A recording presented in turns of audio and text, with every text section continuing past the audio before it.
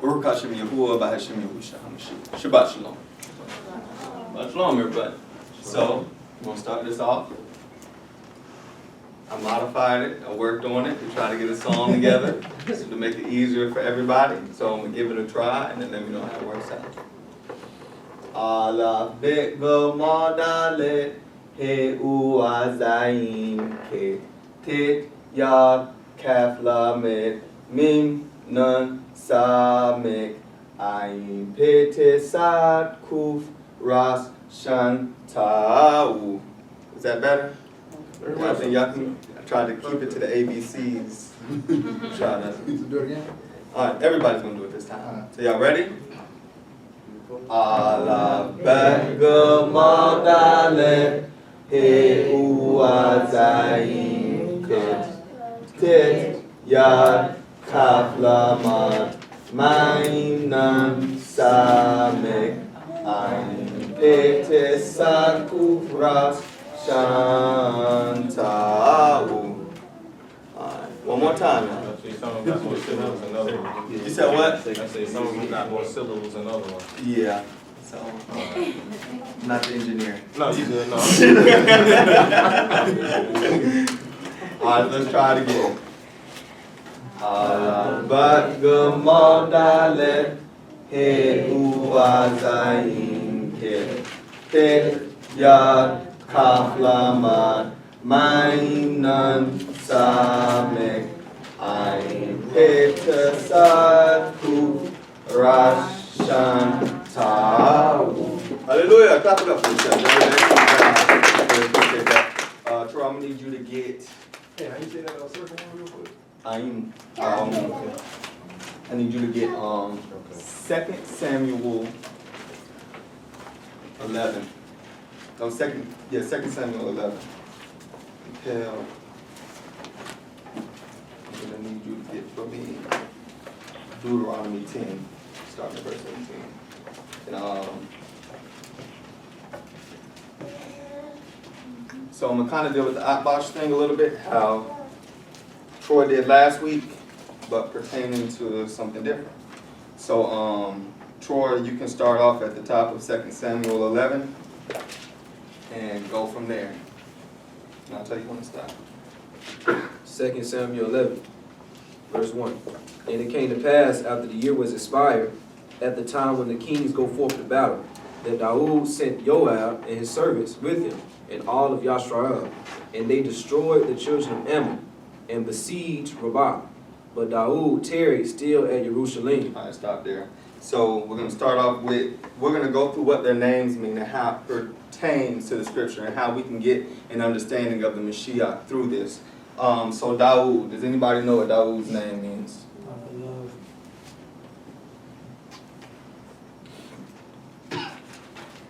Okay, does anybody know what Joab's name means? Yahuwah's father.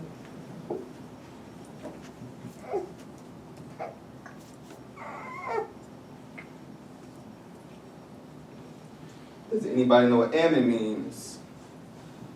Is it tribal? Tribe. What do you mean? Tribe. Oh, okay. And does anybody know what Rabbah means? Thank you. Means much. Great. Great or much. Okay. So keep going, Troy. Verse 2. Well, let's take it back to the top and go from there. Except where it says Daud, can you do that? Where it says Daud, say beloved. Where it says Joab, say Yah's father. Can you do that?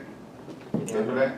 And it came to pass, after the year was expired, at the time when the kings go forth to battle, that my beloved sent Yah's father and his servants with him, and all of Yashrael, and they destroyed the children of the tribe, and besieged great. But my beloved tarried still at Jerusalem. All right, one we forgot is Joshua, but we all know is what? He who rules without. Okay, so keep going, Troy. And it came to pass in the evening time that Daud, my beloved, arose from his bed and walked upon the roof of the king's house. And from the roof he saw a woman washing herself and the woman was very beautiful to look upon. Okay. Keep going. And my beloved, or Daud, sent and inquired after the woman.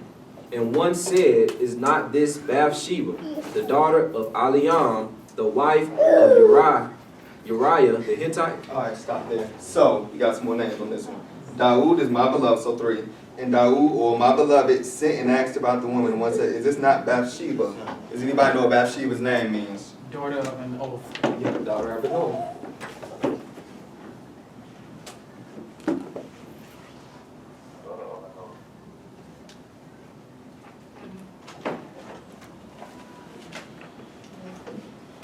The daughter of an oath. Does anybody know what her father's name is? Who her father is? Eliam. Yahuwah of the people. Yeah, of the people.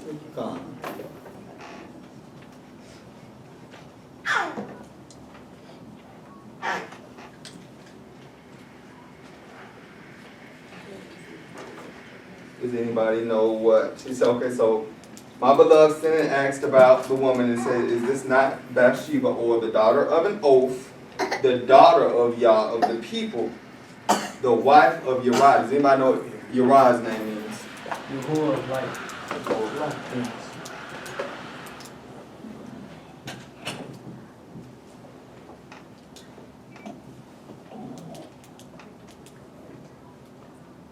Does anybody know what Hittite means? You can't say descendant of terror. And another, and if you take it further, what does it mean? Well, descendant of Terah. So Terah, we're going to go with Terah. All right, so I'm going to put it together. And the beloved sent and asked about the woman, and what said, Is this not the daughter of an oath, the daughter of all of the people, the wife of the Yah of light, the terror, or terror? So, Pale, can you go to Deuteronomy 10 for me?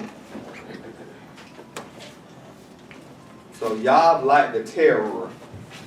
We're looking at how Mashiach was able to get his wife. Verse 17. Yep.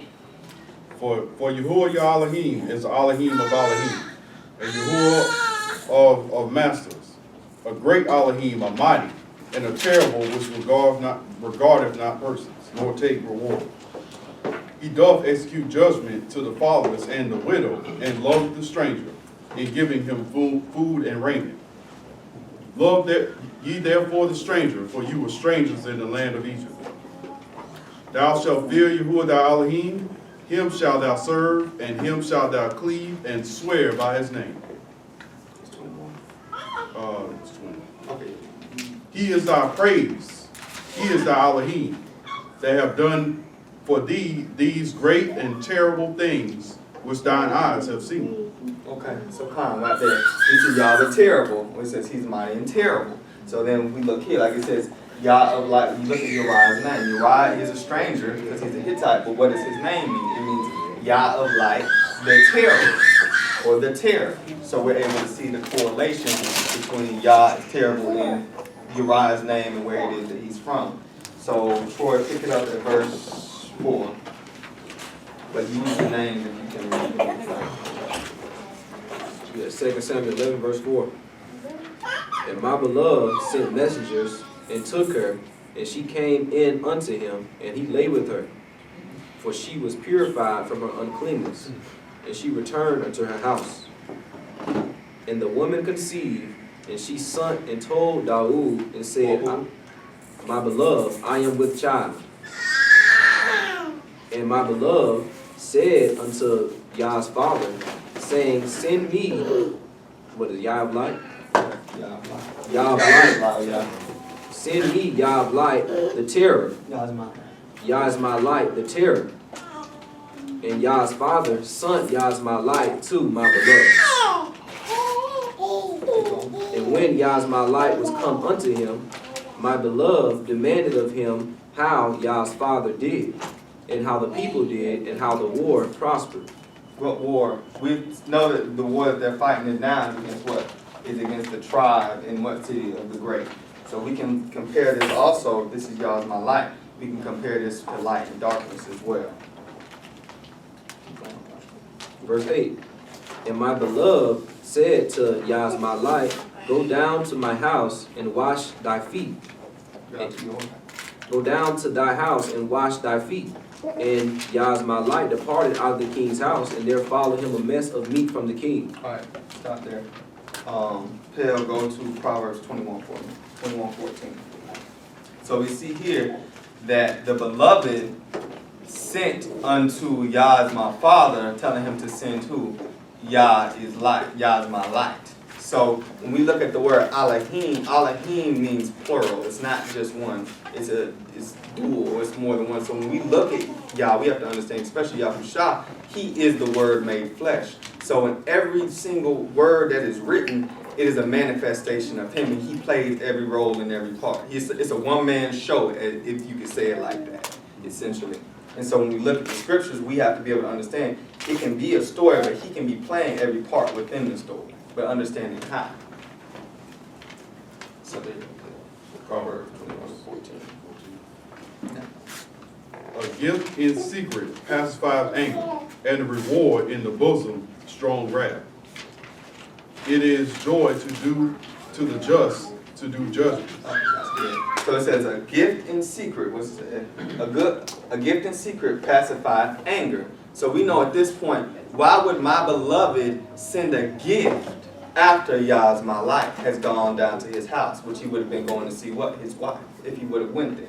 To do what? To pacify his anger, to calm his rage, to calm his anger. So Troy, pick it up at verse 9. Verse 9. But Yah's my light slept at the door of the king's house with all the servants of his master, and went not down to his house. And when they had told my beloved, saying, Yah's my light went not down into his house, my beloved said unto Yah's my light, camest thou not from thy journey, when thou didst not go down into thine house? And Yah's my light said unto my beloved, the ark, and Yashrael, and Yehuda abide in tents. And my master, the Yah of the fathers, and the servants of my master are encamped in the open fields. Shall I then go into mine house to eat and to drink and to lie with my wife as thou live and thy soul live? I would not do this thing. All right, stop there. So it says, and Yah's my light said to my beloved, the ark, he that rules with El, and the joy of Yah are dwelling in booths. And my master, Yah is my father, and the servants of my master are encamped in the open fields. He says, should I go and lie with my wife? Another way we have to look at this is what? After another man goes into a woman's wife, is he allowed to go back into her? No. No. Okay. So we can see here where Yah is my light at this point. His wife had already committed adultery. We can look at Bathsheba as what? We can look at her as Yashrael, knowing that we whored against who? We, as a nation, who do we whore against? Yah, you. So being able to look at Bathsheba as Yashrael, and then look at Uriah as Yah of what? Yah's my light. The what? The terror. So when we look at Yah, we are like Dwayne's always saying, he had to put his wife away. He had to die in order for him to be able to take his wife. So at this point, Yah is my light. Yah is my light. The terror is the wife of Yashrael. But we're seeing that my beloved has taken her. Does that make sense, everybody? Okay. So pick it up, Troy. And he says they are out in the open field. Should I go to? So they're at war against what? We can look at it as good and evil, the light and darkness. Go to verse 12. And my beloved said unto Yah's my light, tarry here today also, and tomorrow I will let thee depart. So Yah's my light abode in Jerusalem that day and the morrow. All right, stop there. Peter, go to Matthew 26 for me. And just get verse 2. On Matthew Yahu 26.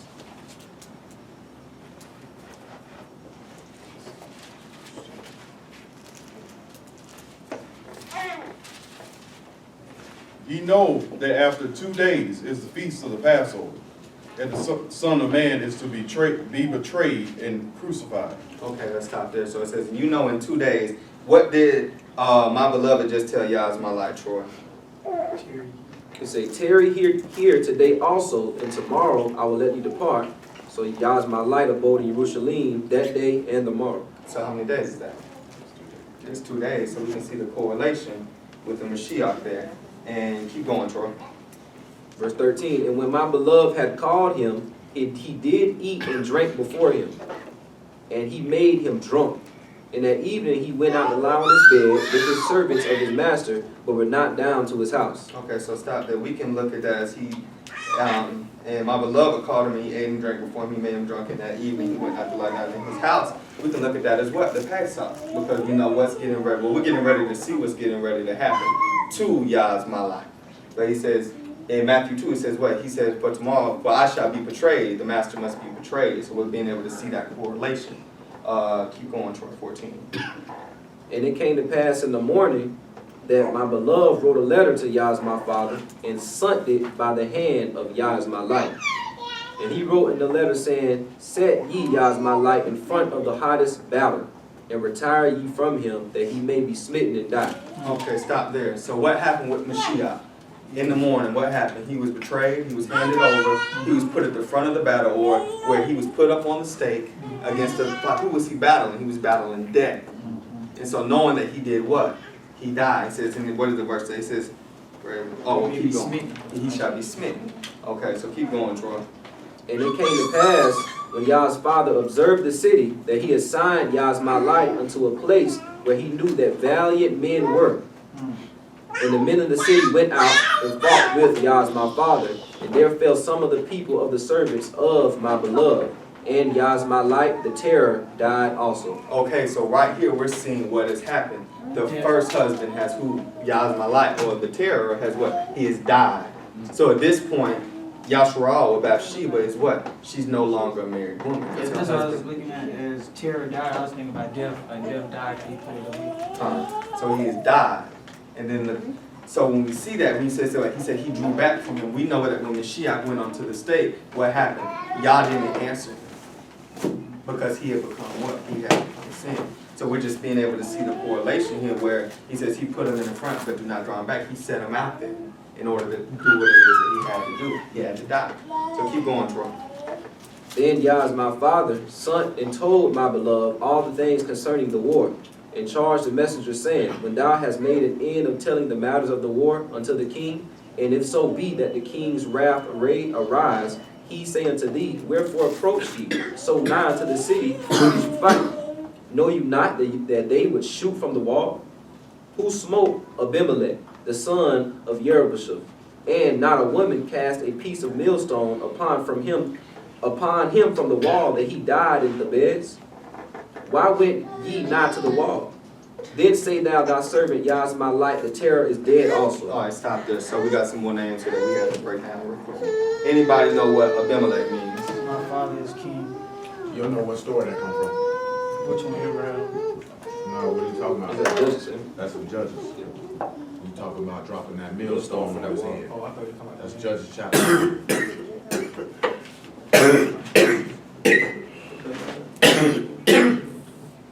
Abimelech, and then you also got, who was his father? His father was Shame will contend. Well, that's what his name means. Jerubbashim means shame shall contend. Does anybody know what contend means? Contend means to like war, to battle. So shame shall battle. We can look at this as darkness shall battle.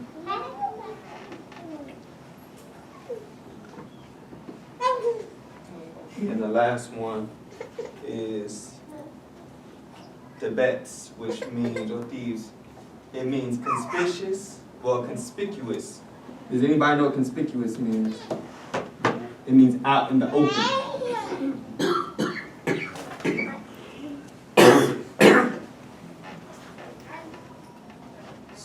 And then we know, so started back at the top, but use the name, I'll read it. Who smote, 21, and who smote Yah's my king, the son of Shame shall contend? Was it not a woman who threw an upper millstone on him from the wall so that he died out in the open? We know that Mashiach died where? Outside of the city, where? In the open. Then you shall say, your servant, Yah's my light, the terror is also dead. So keep going at 22. So the messenger went and came and showed my beloved all that Yah's father had sent him for. And the messenger said unto my beloved, surely the men prevailed against us, and came out unto us into the field, and we were open upon even unto the entering of the gate. And the shooter shot from the wall upon thy servants, and some of the king's servants be dead. And thy servant Yah's the terror is dead also. Then my beloved said unto the messenger, thus shalt thou say unto Yah's father, let not this thing displease thee, for the sword devour one as well as another. Make thy battle more strong against the city, and overthrow it, and encourage thou him. So it's saying the battle is not over, in other words. Even though Yah's has died at this point, it doesn't mean that it's over. It's going to continue to make your battle stronger. And they're contending against what? The tribes of the great. So against the nations, against the wickedness, against the darkness. Keep going on. And when the wife of Yah's heard that Yah's her husband, was dead, she mourned for her husband. And when the morning was past, my beloved sent and fed her to his house. And she became his wife and bare him a son. But the thing that my beloved had done displeased Yahuwah. Okay, we can stop this. So we're able to see here literally where the Mashiach, or where the first Yah's died. And then what happened after Yah's died? He was able to take his wife. My beloved was able to take his wife. So we're being able to see how YAHUSHA was able to take Yashraal to be his wife. Because we're able to see in this story how he died, in a sense. How the first husband died, how Yah died. Yah is my light. And we know light is one of the first things that Yah created. Knowing that the Mashiach was there from the beginning. And so just being able to see that correlation when we read and understanding, like I said, the duality, triple-added, whatever you want to say, the different roles that YAHUSHA can play. He can literally play every role in the script. And we just have to know how to fit him in and how to understand what's being said. And so I'm just going to hit something else real quick.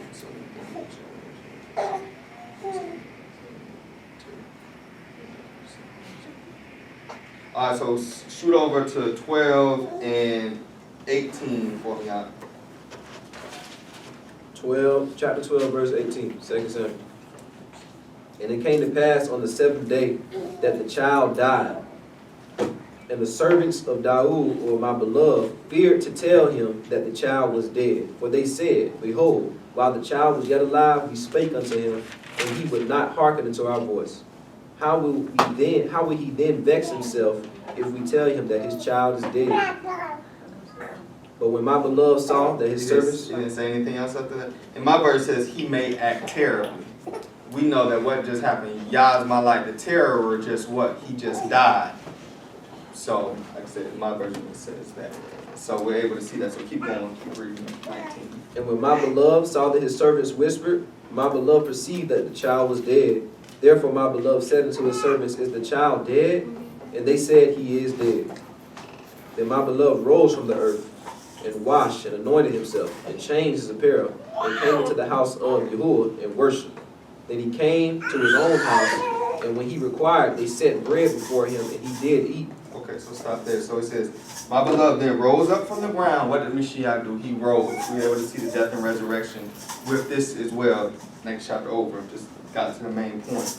Then it says, is the child dead? Yes, he is. So then he did what? He rose. And then what did it say? And washed. When he came up, what was he washed with? He was washed with the ruach of fire. And anointed himself and changed his garments. He took off his earthly tabernacle and put on what? That which is Shemayim, which is incorruptible, which shall not perish. And he said, then he went to the house of Yahuwah and bowed himself, then came to his own house, went to his people. What happened when he came back down? He came down, went to Galilee, met with them, and what did they do? They set bread before him, and he did eat. And we know that that's what happened with the Mashiach. So just being able to see, like I said, being able to make those correlations throughout the script, and seeing Mashiach straight up. And that's it.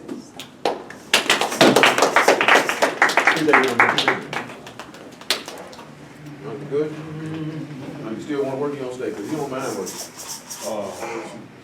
You don't work. You got your check. I'm talking about, oh, no, you ain't getting off. I'm talking about Darius if you don't want to go. You know, Darius stay ready to work, but he say he going to work, you can get a day off. You know what I'm saying? We left some things off. Yeah, definitely did good, but we'll try to do. And always go on definitely, but he did very well. So give him a round of applause. Now, the first thing we're going to do, though, is I need you to get me Ezra chapter 7, verse 5. Matthew chapter 13, verse 52. Hebrews chapter 5, verse 12. Can anybody pronounce this word? This word right here? Kafar. Y'all know what this is? Do y'all know what this is? Huh? It's a scribe. That is a scribe. Do y'all know what a scribe is? One that records the oracles of Yahuwah. Now, actually, not recording. This is actually me. I want to read it. You said a scribe was somebody they could take for men, right? A scribe is. You won't say it wrong. A scribe is someone who recants, releases, numbers, declares, to talk, to count exactly, a learned man. You know what I'm saying? So if somebody said, so anybody who would actually manifest the word, and we could get Isaiah 29. You want to work too? Come on, my nigga. Come on. 5 and 12. Get me Isaiah 28 huh? Who? Hey, I would forget it if it was one. You know what I got over 20 years of damaging my brain with marijuana smoke. That's not true. I started at 14. Started at 12. You know what I'm saying? I stopped at about 32, 33. Get out 2 years ago. He had intervals. You weren't doing that 2 years ago. Well, what 2012 is? All right, I was 32. You said 34. You had a 4-year break though, right? No, I smoked weed in prison. Oh, okay. What you mean? I didn't know. The first thing I went to confinement for was smoking a doobie. Was it worth it? What? I'm going 5 years anyway. What you mean? I'm in jail. How you gonna skip? You gonna put me in jail and I'm in jail? That's not anymore. I'm already in jail. Was it worth it? Yeah, you don't breathe. I'm in my cell like this here. Float. Hold on. Hold on. Hey, Ezra 75 though. Check it out. Y'all don't give no money. Hold on. Ezra 75. He get to him now. Who know what Ezra's name means? Who know what Ezra's name means? Huh? The Comforter. Woo! What did it say now? Come on now. I feel good today. The son of Abishua, the son of Phinehas, the son of Eleazar, the son of Aaron, the chief priest. This Ezra went up from Babylon. So this Comforter went up from Babylon. You know what Babylon means? Confusion. Confusion. Do you not realize they say when the Mashiach came and be confusion of faces when he came, the people were confused. See, you go look at about, I think it's about either John chapter 7 or John chapter 12, it say the people were divided because of it. That means some of them didn't know if he was false and some of them didn't know if he was true. They said, we've never seen a man speak like this or do the things that he doing. And what you know what they were confused about? They say the scriptures say he's supposed to be born in Bethlehem, but he come from Galilee. They say, boy, is the Mashiach going to come after this one here and do what he did? So they say the people were divided. You know what I'm saying? See, that's what goes on right now. See, people are divided. They don't really know. Is he of y'all? Is he not of y'all? Because they don't know. The reason why they didn't know, because they didn't know the book. That's why the book say, cursed are those who don't know the law. See, it was one of the things that we're going to sit back and mention. Well, you sat back and mentioned about how a man can't go into his wife. We got to show them where that come from. Because that's in the law. You need to know that. You know what I'm saying? Because the law tell you, if you marry and you put your wife away and she married somebody else, you can't take her back. The land is greatly polluted. So what the reason why we have to understand and know that is, you got to sit back and realize, how can this man take you back? Because according to his law, he can't take you back. You're an adulterous whore. He said, you contrary than other women. He said, they give their gifts to all whores. He said, but you give your gifts to others and get nothing in return. You know what I'm saying? He said, you bust he said, you opened your feet to everybody that passed by. Whatever you had, it was theirs. This is what we do with our hearts. Whoever passed by with whatever form of doctrine, whatever desires that we want, they can, it's yours, you can come and get it. But y'all can't get nothing. That's how it is. Come on. This Ezra went up from Babylon, and he was a ready scribe in the law of He was Moses. a what? He was a ready scribe. You know what that means if he said he was ready? Skill. That means he was a skilled kafar. Who can tell me what this character here is? And what that character means, gentlemen? Rock and strength. My hand like that, y'all better. So we got some rock and the strength, right? We got rock and strength from the Comforter. Don't you realize that the Comforter gonna give you strength? Don't you realize that rock gonna have you rooted? I ain't gonna move too fast. What's the next character we got here, Jim? And what we got this? What this is right here? And what else? First, and what else other one we got for that? Hi. No, that's wrong. So we got the first also leader. And what we gonna get out of them? What we got right here, y'all? Rosh. And what we get out of that? Hi. So you know what a scribe gonna do? He's gonna produce you to be able to have you to have strength to be built on the rock, so you can look at the first or the leader or the head. And this is gonna go into, whether you know it or not, this is gonna swing us right back over here to this. Uriah the Hittite. Because what was first? Light.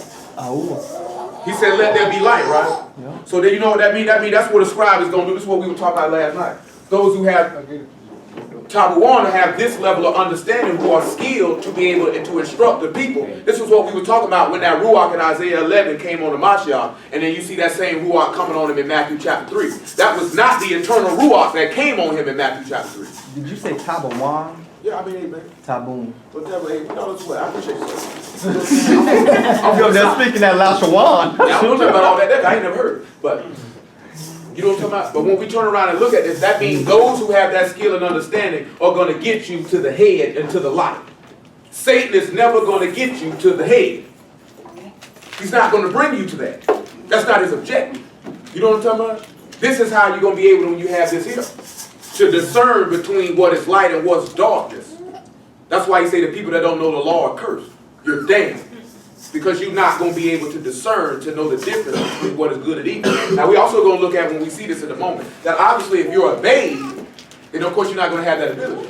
Because these babies in here do not really know the difference between good and evil. They know when you tell them don't do that, but they actually don't have that discernment where they can look at this and say, that is wrong. This is right. They don't have that ability. Come on, that's good. We good.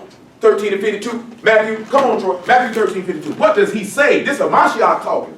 Then he said unto him, What he said? therefore every scribe Every kafar instructed into what? which is instructed into the kingdom of Shemaim. So that means they had to be taught in it, which makes that goes right back into that. A learned man.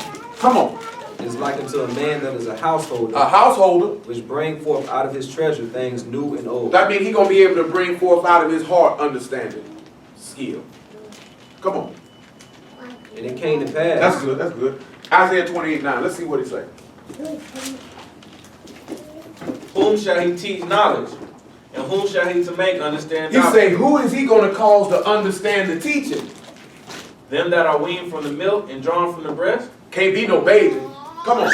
For precept must be upon precept. And what else? Precept upon precept. You know what precept? We talked about it last night. You know what precept means? That's a command.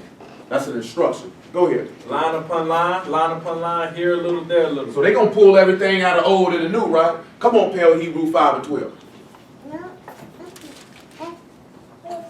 For when the time ye ought to be teachers, you have need that one teach you again, which be the first principle. What's the first principles? The oracles of Elohim. What's the first principles? That means you have to obey. If you got to go back to teach, that's what I'm telling you, that's the difference. Somebody can say, see right this here, brother. See this here, brother. Don't eat swine. Keep the Shabbat. Oh, nigga, you not talking, nigga, that's nothing. We the children of Yasharah. That's nothing. That's no revelation in that. Anybody can open up the book and do that. You know what I'm saying? Anybody can do that. Read that again. For when the time you ought to be teachers, you have need that one teach you again, which be the first principles of the oracles of Elohim. Mm-hmm. And are become such as have need of milk, Mm-hmm. and not of strong meat. Mm-hmm. For everyone who uses milk is unskillful in the word of righteousness. You ain't no scribe. For he is a babe. You's a baby. Come on. But strong meat belong to them that are full age. That mean you complete. Remember we were reading 2 Timothy 3:16 last night. He said all scripture is given by inspiration of Elohim and is profitable for doctrine and for reproof and for correction and instruction in righteousness, that the man of Elohim might be perfect. You know, perfect just means to be complete or mature or a full age. That means to be grown up. You know what I'm saying? You know why a lot of y'all don't retain stuff in your brain? Because you're not a full age. You do just like kids do. You joke around and you play. You know what I'm talking about? You're in the back of the class talking and scribbling and scrapping and doing everything else. And then you wonder why when you take the exam, you get a 60.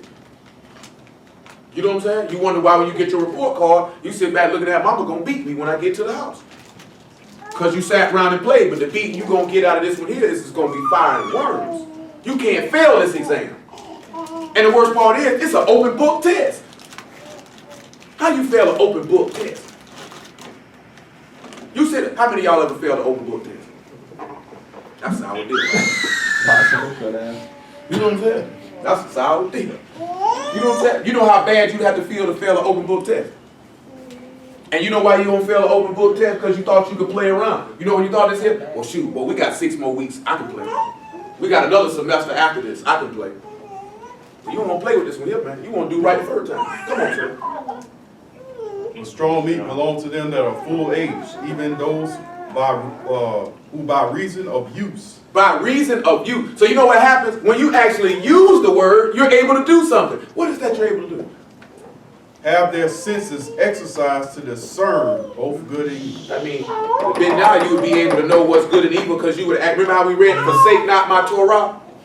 Get wisdom, get understanding, because since you would be using it, I would know this is wrong and this is right. If you don't use it, guess what happens? You don't know what's right and wrong, so now you like this. You confused. And you know what happens when you confuse? Not just when that, you're not a Kadeshim, you ain't a sanctified one. Sanctified ones don't get confused. You realize that? Sanctified ones don't get confused. Sit back and look at it. He say Ali is not all the confusion, right? He say he is of Shalom and all the congregations of the Kadeshim. So that means if you confused, you're not a saint. You're not a Kadeshim, you're not set apart. That's not good. Job chapter 6. Give me verse 23. Make it 22. We'll see where we go from there. You can get 2 Samuel 11 because you was already working. And you can start him at the top. I'll let you gentlemen know why I need you when the time permits. Job 6 and 22. Matter of fact, Will, give me 1 Chronicles 26 and 1. Go ahead, sir. Did I say, bring unto me, or give a reward for me of your substance? He said, did I ask you to give me anything? Or deliver me from the enemy's hand? Or deliver me from the enemy's hand. You know, hold on. You know what Mashiach said? You know one of them that said that, Samuel had told the people, what have I ever took from any of y'all? And then you turn around and look at it, Mashiach said, I didn't come to be ministered unto, I came unto minister. So I ain't took nothing from y'all. Go ahead. Or redeem me from the hand of the mighty. Teach me, and I will hold my tongue, and cause me to understand wherein I have erred. Hold on. Phil, give me Matthew 22 and 40. He said, teach me and show me where I'm wrong at, right? We looked at that last night when he healed that lady on the Shabbat from that issue of blood. He said, which one of you hypocrites, if you had an ox fall in the ditch, you wouldn't go get it? He said, if I'm wrong, one of y'all teach me and show me where I'm wrong at then. And what the people did, sat down and shut their mouth. You know what I'm saying? See, that's one of the cold key things is like we had been talking about recently. If somebody say you doing something wrong and you ask them what is wrong and they don't tell you nothing, their mouth already shut. Because they doing something wrong, you would gladly open your mouth and point it out, wouldn't you? If you was a minister of the word, you'd gladly point it out, wouldn't you? Oh, this is where you wrong. But when they don't, I mean, guess what? That's what Job would tell him. If I'm wrong, tell me where I'm wrong. Because this Job talking in the 6th chapter now. You remember what Job's name means, right? Now y'all know what that name means? That's him that is hated. He said they have hated me without a cause. That their Torah might be fulfilled. They hated me without a cause. He said now they done seen and hated me and my father. That's why we read that last night, man. You go to dealing with this word, you'll be persecuted and hated, and people will separate you from their company and say all men are evil against you falsely for his name's sake. He said, rejoice, your name written in Shamayim. Come on. 22 and 40. Matthew. On these two hang the two commandments, hang all the law and the prophets. What's them 2 commandments? 39. I'm talking about you ain't got to read it. What's them 2 commandments hang all the Torah and the prophets? In the Tanakh. And to love y'all with all your heart and all your soul. You would never go against the word. You did that. Come on. On these 2 commandments hang all the law and the prophets. While the Pharisees were gathered together, YAHUSHA asked them, saying, what think you of the Mashiach? Whose son is he? He said, whose son is he? They say unto him, the son of Dawood. So they say you the son of the beloved. Go ahead. He said unto them, how then saith Dawood and Ruach, how then the Dawood and Ruach call him master, saying, Yahuwah said unto my master, sit down at my right hand till I make thy enemies. So he asking them a question. Answer this for me then. Answer this for me then. Go ahead.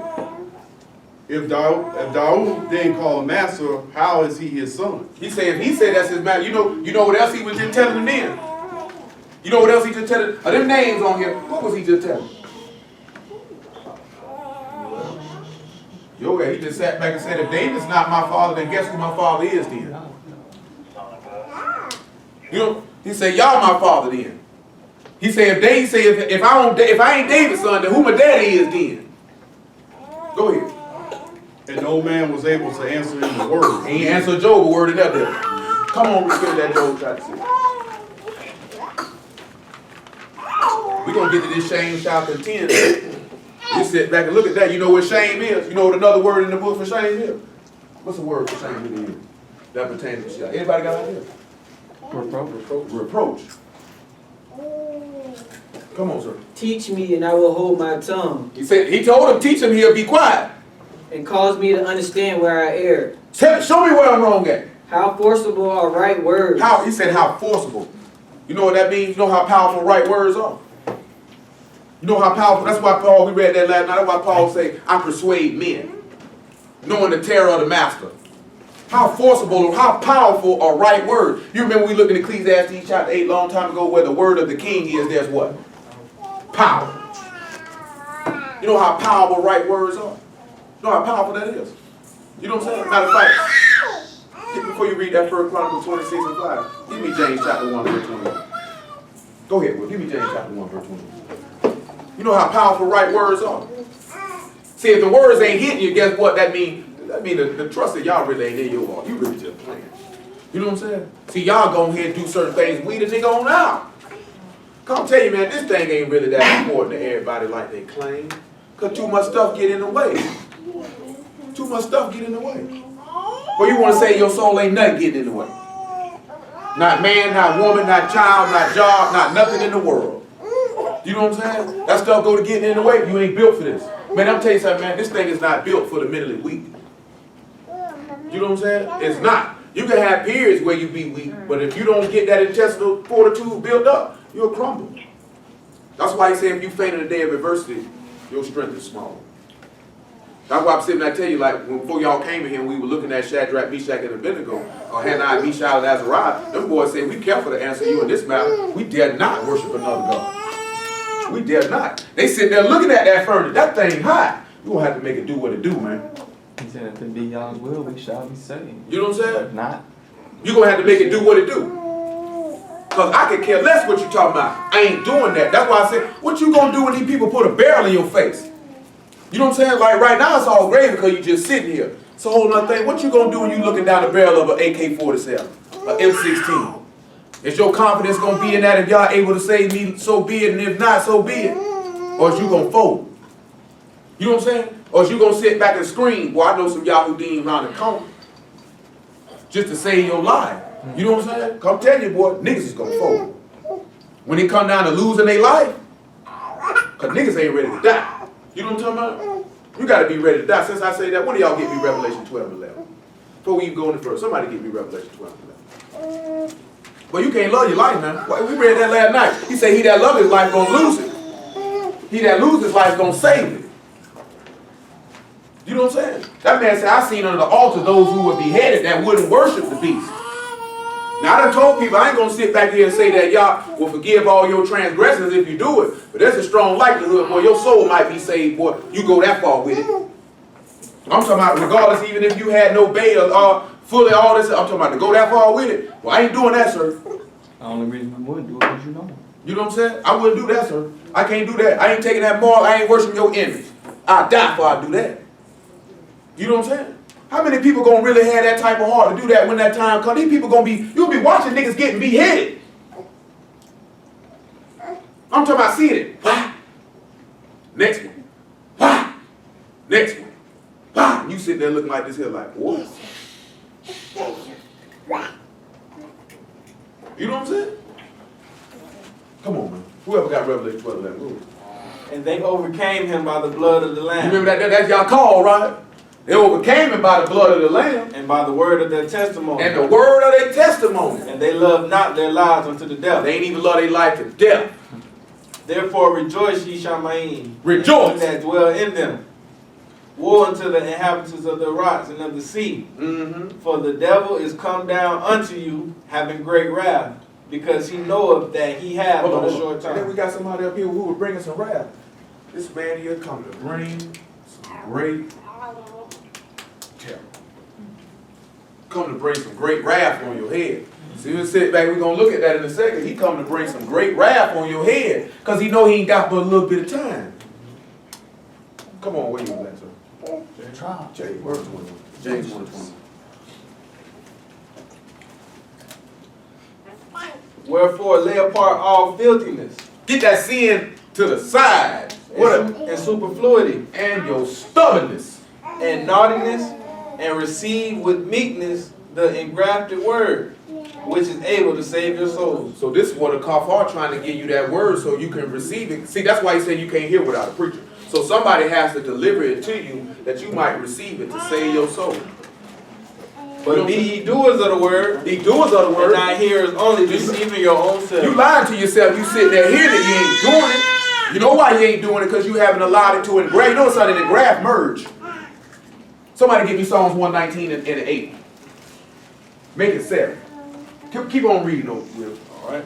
For if any be a hearer of the word and not a doer, What he is. he is like unto a man beholding his natural face in a glass.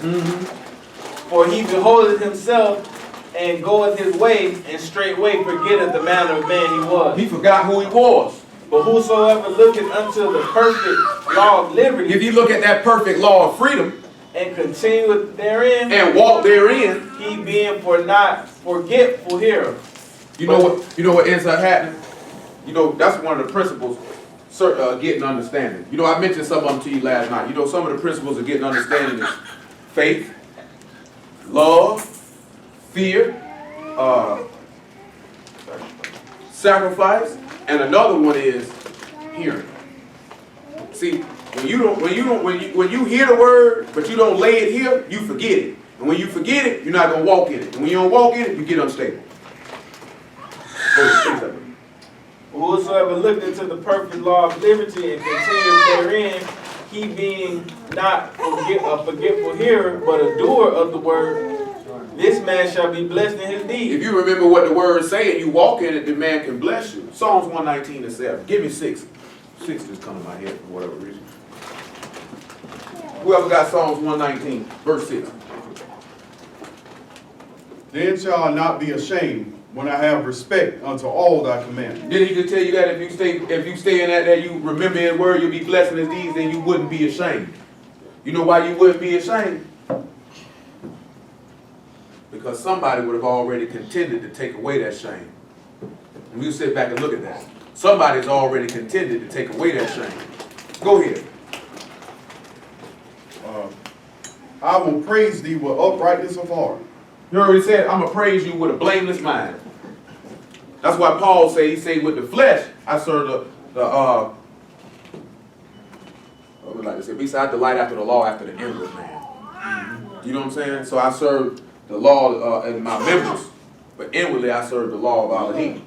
So you have to serve this man, you got to pray this man with an upright mind. I mean, you got to delight after this man's word in the inward man. See, he told you in Jeremiah chapter 6, this people ears uncircumcised. They don't have a delight to hear the word. Who remembers whose name means my delight?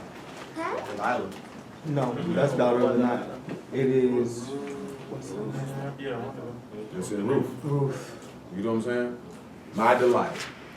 You supposed to sit back and look at that man's word supposed to be roof in your heart. That's supposed to be your delight. See, we don't delight after it. We only delight after when they say, oh boy, he dropped a mean one. You don't delight in it to actually keep it in your mind. You know what I'm saying? That stuff come in, you know that stuff be going in, one ear, right out the other. How you gonna go to hell? That's why the man can't even dwell in you.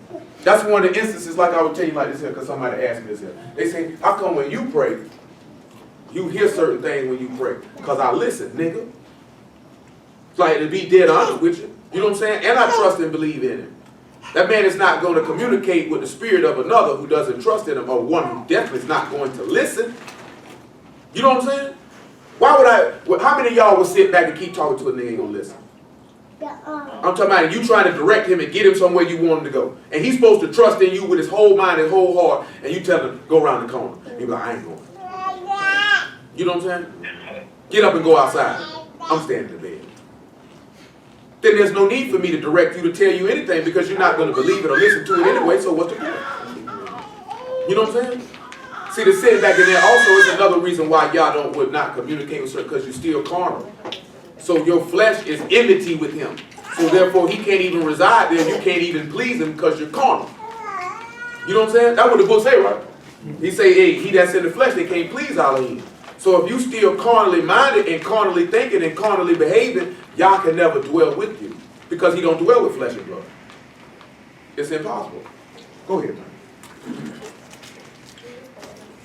I will keep thy statutes. Oh, forsake me not utterly. Yeah. Wherewithal shall a young man cleanse his way? How will a man cleanse his way? By taking heed thereto according to thy word. That's the only way you're going to get clean. Come on. With my whole heart. With your whole what? With my whole heart. With your whole what? My whole heart. What else? Have I sought thee? You know that's the problem. What did Masha told you in Luke chapter 11? Seeking your what? Clean heart. You got to seek him with the whole heart. That means all of this right here. Not 85% of it. Not 70% of it. 100% of it, or put the thing down. Because you playing with yourself. You know what I'm saying? That's why I was telling y'all, like, what if I knew I was going to hell, you think I'd be standing here right now? For what? Like, straight up, for what? What's the point in that? Man, like I said, boy, we gonna live it up. You know what I'm talking about? You gonna do your thing. What you say? You showed me that one you had, that post you had to us from a long time ago. Say we gonna eat, drink, cause tomorrow we die. Don't you know that's he said that they gonna rise up to play. See, when your heart, that's what they did in the law, right? Exodus 32. See, when your mind start turning away from y'all, you know what you end up doing? Let me go play. Let me go play. That's what happened when your mind start to turn. You want to go play. When you want to go play, you gonna play all right. Go play somewhere you don't want to be at. Come on. I ain't got time for it. I don't like it. I like it warm. I don't like it hot though. I like a nice, comfortable climate. I don't think flames or fire is gonna be too comfortable. Scorching. Indeed. Come on. Well, let me not wander from thy commandments. Say, don't let me stray. Thy word have I hid in my heart. You hit it where? In my heart. You hit it where? In my heart. That's where you got to put it at. You know why? You know why that's important? Because that's gonna go to this hill. You know what an oath is? That's a covenant. I gotta hide your covenant in my heart. The daughter of his oath gonna hide that covenant in his heart because you would be his children. Come on. That I might not sin against thee. That you might not transgress. You know why you transgress real easily? You ain't hid his word in your heart. It's not there. Come on back to Job 6. Where that Job? They have a meeting in the ladies' room. Do you imagine to reprove words in the speeches of one that is desperate, which are as wind? Yeah, ye overwhelm the fatherless, and ye dig a pit for your friend. Mm-hmm. Now therefore, Hold on, back it up. What did I say again? ye overwhelm the fatherless, You overwhelm the fatherless. and ye dig a pit for your friend. What y'all think it's talking about? Who is, he said you overwhelm the fatherless and dig a pit for your friend.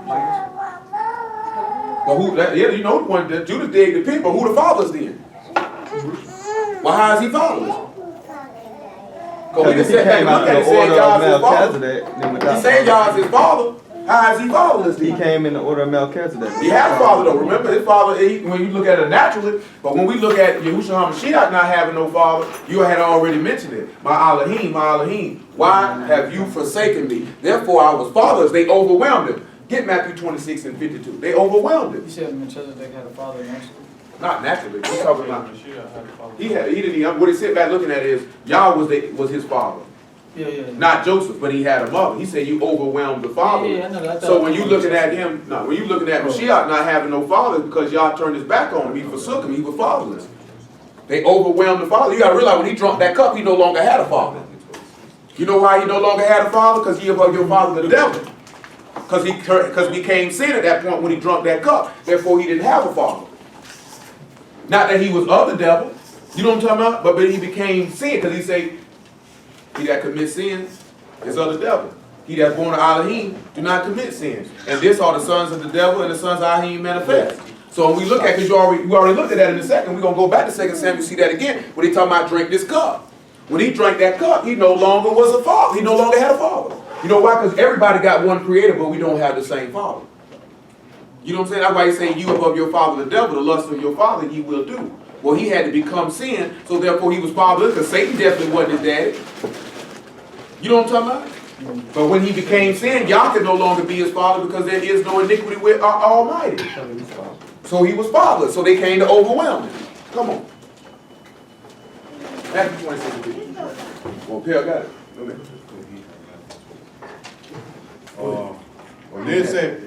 Then said Yahusha unto him, put up again thy sword into his place. All they that take the sword shall perish with the sword. Thinkest thou that I cannot now pray to my Father, and he shall presently give me more than 12 legions of Malachim? But how then shall the scriptures be fulfilled, that thus it must be? Go ahead. In that same hour said Yahusha to the multitudes, are you come out as against a thief with swords and Overwhelmed. Come on. for to take me? I sat daily with you teaching in the temple, and you laid no hands on me. All this was done that the scriptures of the prophets might be fulfilled. What else happened? Then all the disciples forsook him and fled. They left.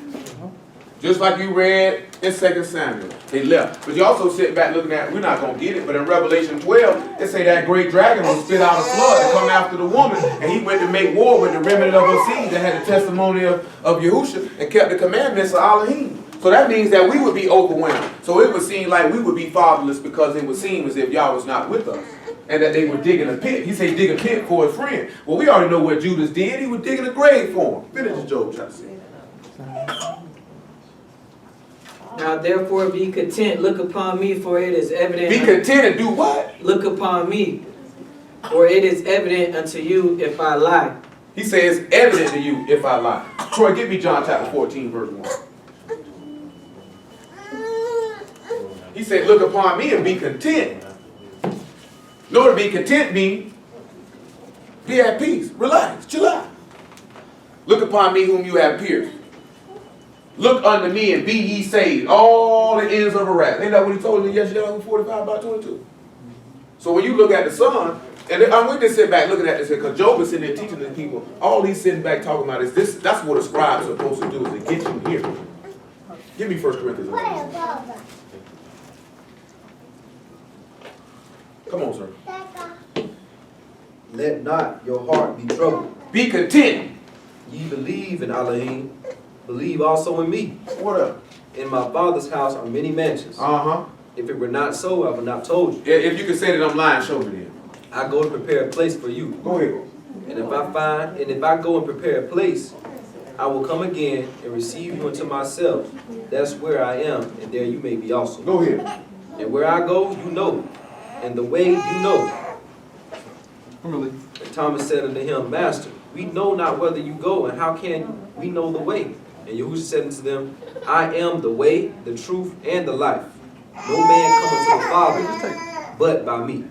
No man can come to the Father but by him. So you know what that means? A scribe's whole job is to get you to get to the head. Because you got to put your faith in the rock. Because Matthew 7:21 or about 22 say, he that hearken unto my words, I liken him to a man who built his house upon a rock. Therefore, when the storms come, it won't blow because of the half strength, which will get you back to he that is first, and the leader, which will get you to the head, because we know who the head of YAHUSHA is. Read that for me there real fast. That says car. It's not kafah. That is kafah. Where's the pay? No, That is kaf. Yeah, that's a kaf. I know. I know. Kaf, aleph, and a resh. Yeah, I just say you need to pay in Did there. you spell that right? Or who spelled it? That's how it's spelled. It's not It's kafah. not kafah, it's It's kaf. car. No, you can pull it out. Come on, read that first. Be followers of me, even as I also am of Mashiach. Now I praise you, brother, that ye remember me in all things, and keep the ordinances as I have delivered them to you. Mm-hmm. But I would have you know that the head of every man is Mashiach, Mm-hmm. and the head of every woman is man, Mm-hmm. and the head of Mashiach is Ahim. So the whole purpose of a scribe is to get you wealth.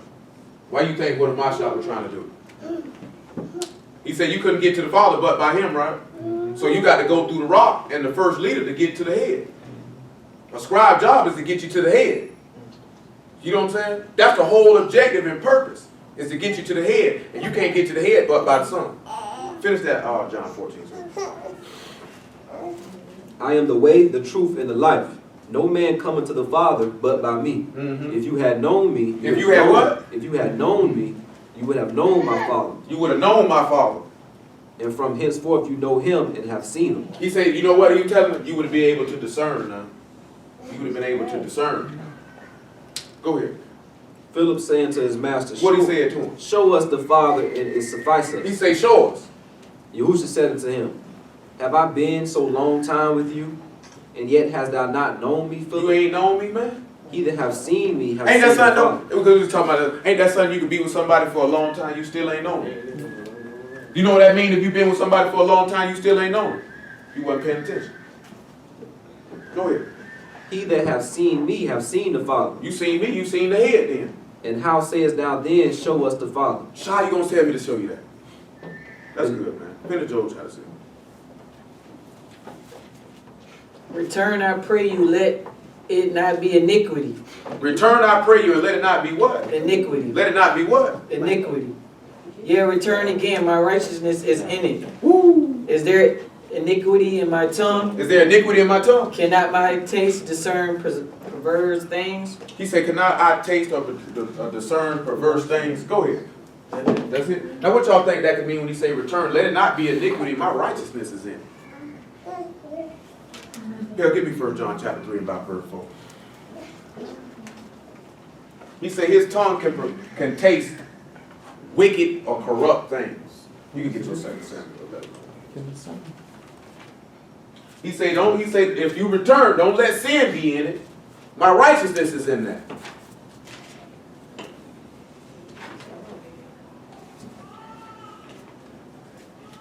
Come on. Whosoever committed sin transgresses also the law. For sin is the transgression of the law. Uh-huh. And you know that he was manifested to take away our sins, Uh-huh. and in him is no sin. Uh-huh. Whosoever abideth in him sinneth not. Whoever abideth in him sin not. Whosoever sinneth have not seen him, neither known You him. won't be able to know him. You won't be able to know him. Come on. Little children, let no man deceive. Don't let nobody lie to you. He that doeth righteousness is righteous, even as he is righteous. That's what we sit back and look at. He said, don't bring no perversity into it. My righteousness is in it. Go on and get me 1 John 2 and 27 while you up. Make it 28. And now, little children, abide in him, that when he shall appear, we may have confidence, Confidence. and not be ashamed. And not be ashamed. Before him. Hold on. So get that, take us back to who? That you would not be ashamed. Because he would have contended for shame. Come on. If you know that he is righteous, you know that everyone that doeth righteousness is born of him. All right, now we're going to proceed with this here. What does this character mean, everybody? Mark. And what other thing? It's one word I'm looking at particular. There we go. Let me get back to that. Covenant, right? And this character here, what we're going to get? House. Tent. In. And with this character here, what we going to get? And what else? Sure. The nail. The reason I mix it because I got something for the nail. I got something for the nail. And for this one here, what we going to get? Seed. Everlasting. Life, right? Yep. So when we sit back and look at it, we have a covenant house with a nail that's going to get us life, right? Now this is going to be important very short. 2 Samuel 11 and 1, sir. I need somebody to get me Exodus 26 and 33. Stanley, get me Hebrews 8 and 7. We'll see what we get from it. Because we got somebody in here what life is in their name. You know what I'm saying? Well, yeah, we do because we got life. We're going to look at shame going to contend. Shame is going to contend. Shame is going to fight. That's what it means, contend. It means to fight. A contender. Come on there, young Troy.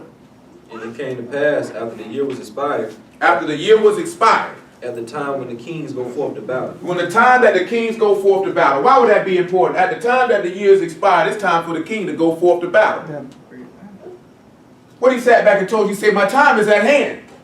It's time for me to go to war because our warfare is not what? But what? To the pulling down of what? So that means we got to pull down the things that's holding us down, that's got us binded. That's why he said if you bind a strong man, you can come and break in his house.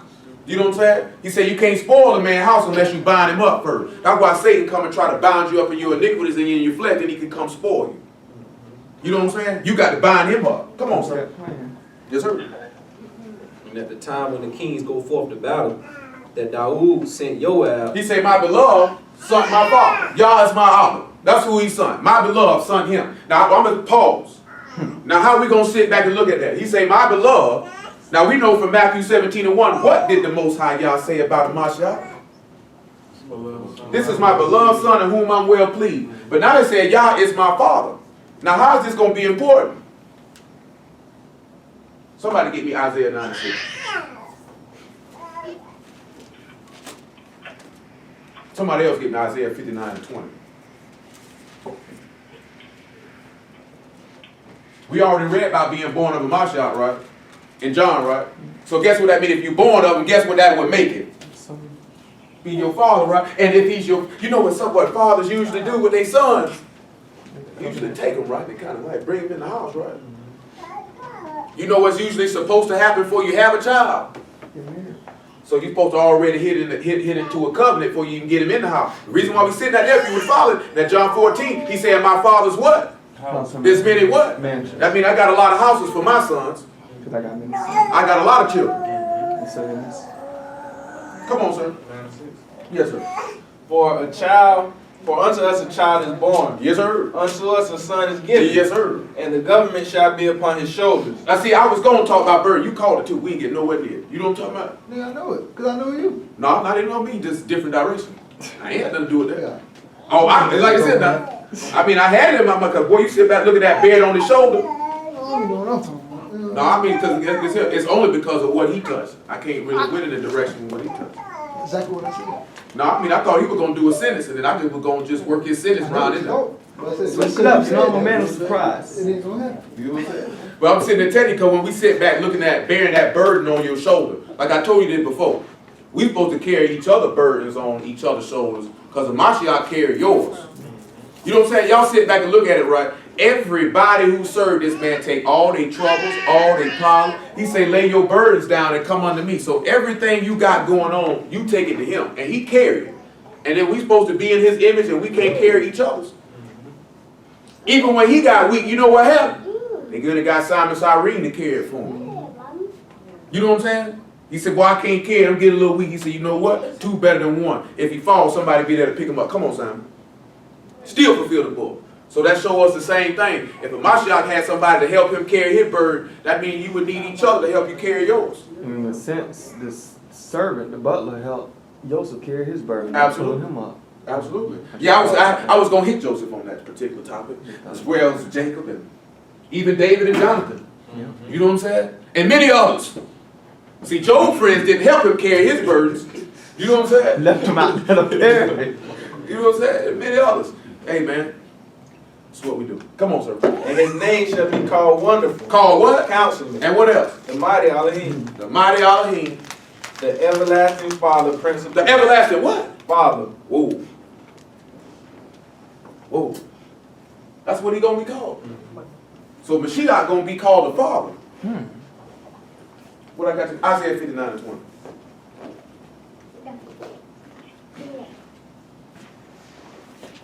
And the Redeemer shall come to Zion, and unto them that turn from transgression. And Jacob said, Yahuwah, said the Elohim.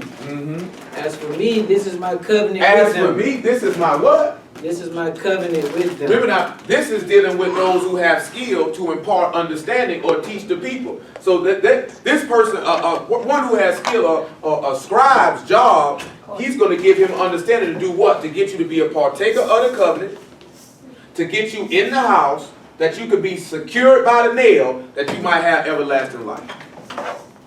That's what the teacher's job is.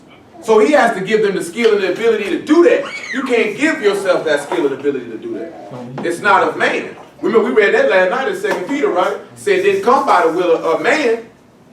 It came, because we done sat back, we know men who done got up and went and preached by their own will. And it always come to nothing. There's no growth. The people don't never even get a partake. You got men who doing this on their own will that's telling you not to be immersed, which means you would not be a partaker of the new covenant, because the covenant is of no effect while the testator lives.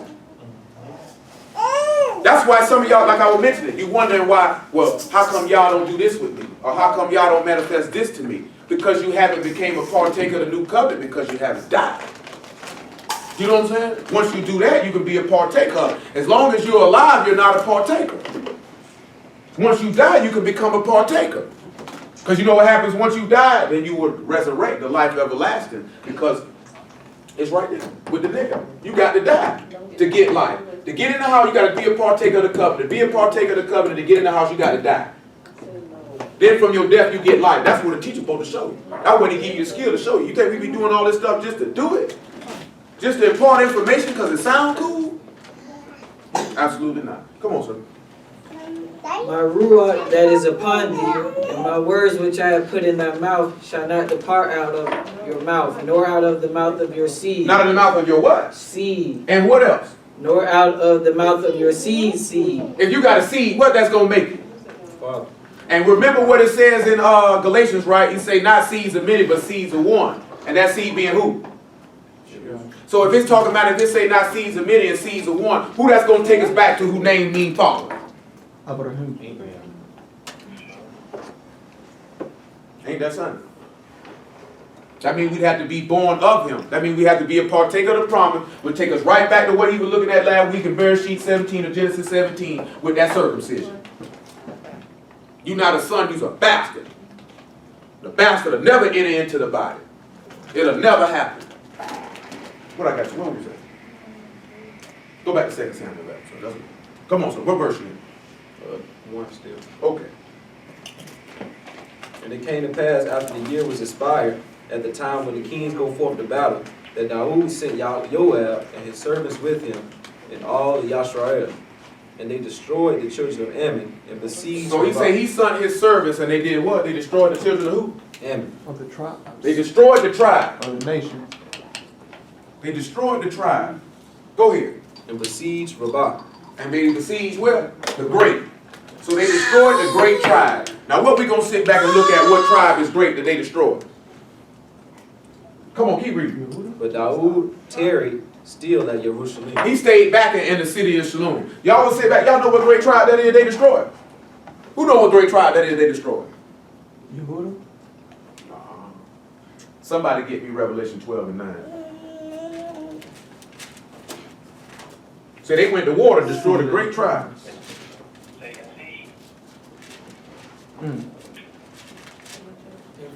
Remember, he said they turned around and went to battle. It was a time of war. When Masha was going to war, somebody get me Ephesians 6 and about 12. 12 and 9. And the great dragon was cast out. That great who? That great dragon. That great dragon. That great tribe. Come on.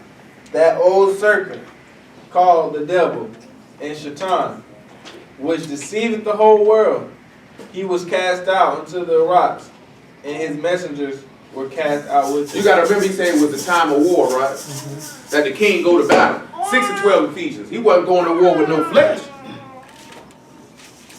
For we wrestle not against flesh and blood, We don't. What was that? What the Masha was wrestling against? Come on. but against principalities, What else? against powers, What else? against the rulers of darkness of this world, I got to get that great tribe up out of here. Come on. against spiritual wickedness in high places. In high places. And where was Satan at? Where he say he got cast from? From on high. I got to get that great tribe up out of here. Get that spiritual weakness up out of here. You know, you sit back and look at it. That's what some of y'all problems is. That spiritual wickedness ain't with nowhere. Got a real wicked, deceitful mind. You know what I'm saying? It don't cause you to have no elevation and growth in the word. Because in actuality, like we talked about, you ain't got no roof. You don't really have a delight in the word. You're just doing this stuff just to do it. Have a form of godliness, but denying the power thereof. Ever learning, never able to come to the knowledge of the truth. You know what I'm saying? Who glory in appearance and not in heart. That's what we looked at in Psalms 119. He said, I hid thy word in my heart. He said, I have the blamelessness of an upright mind.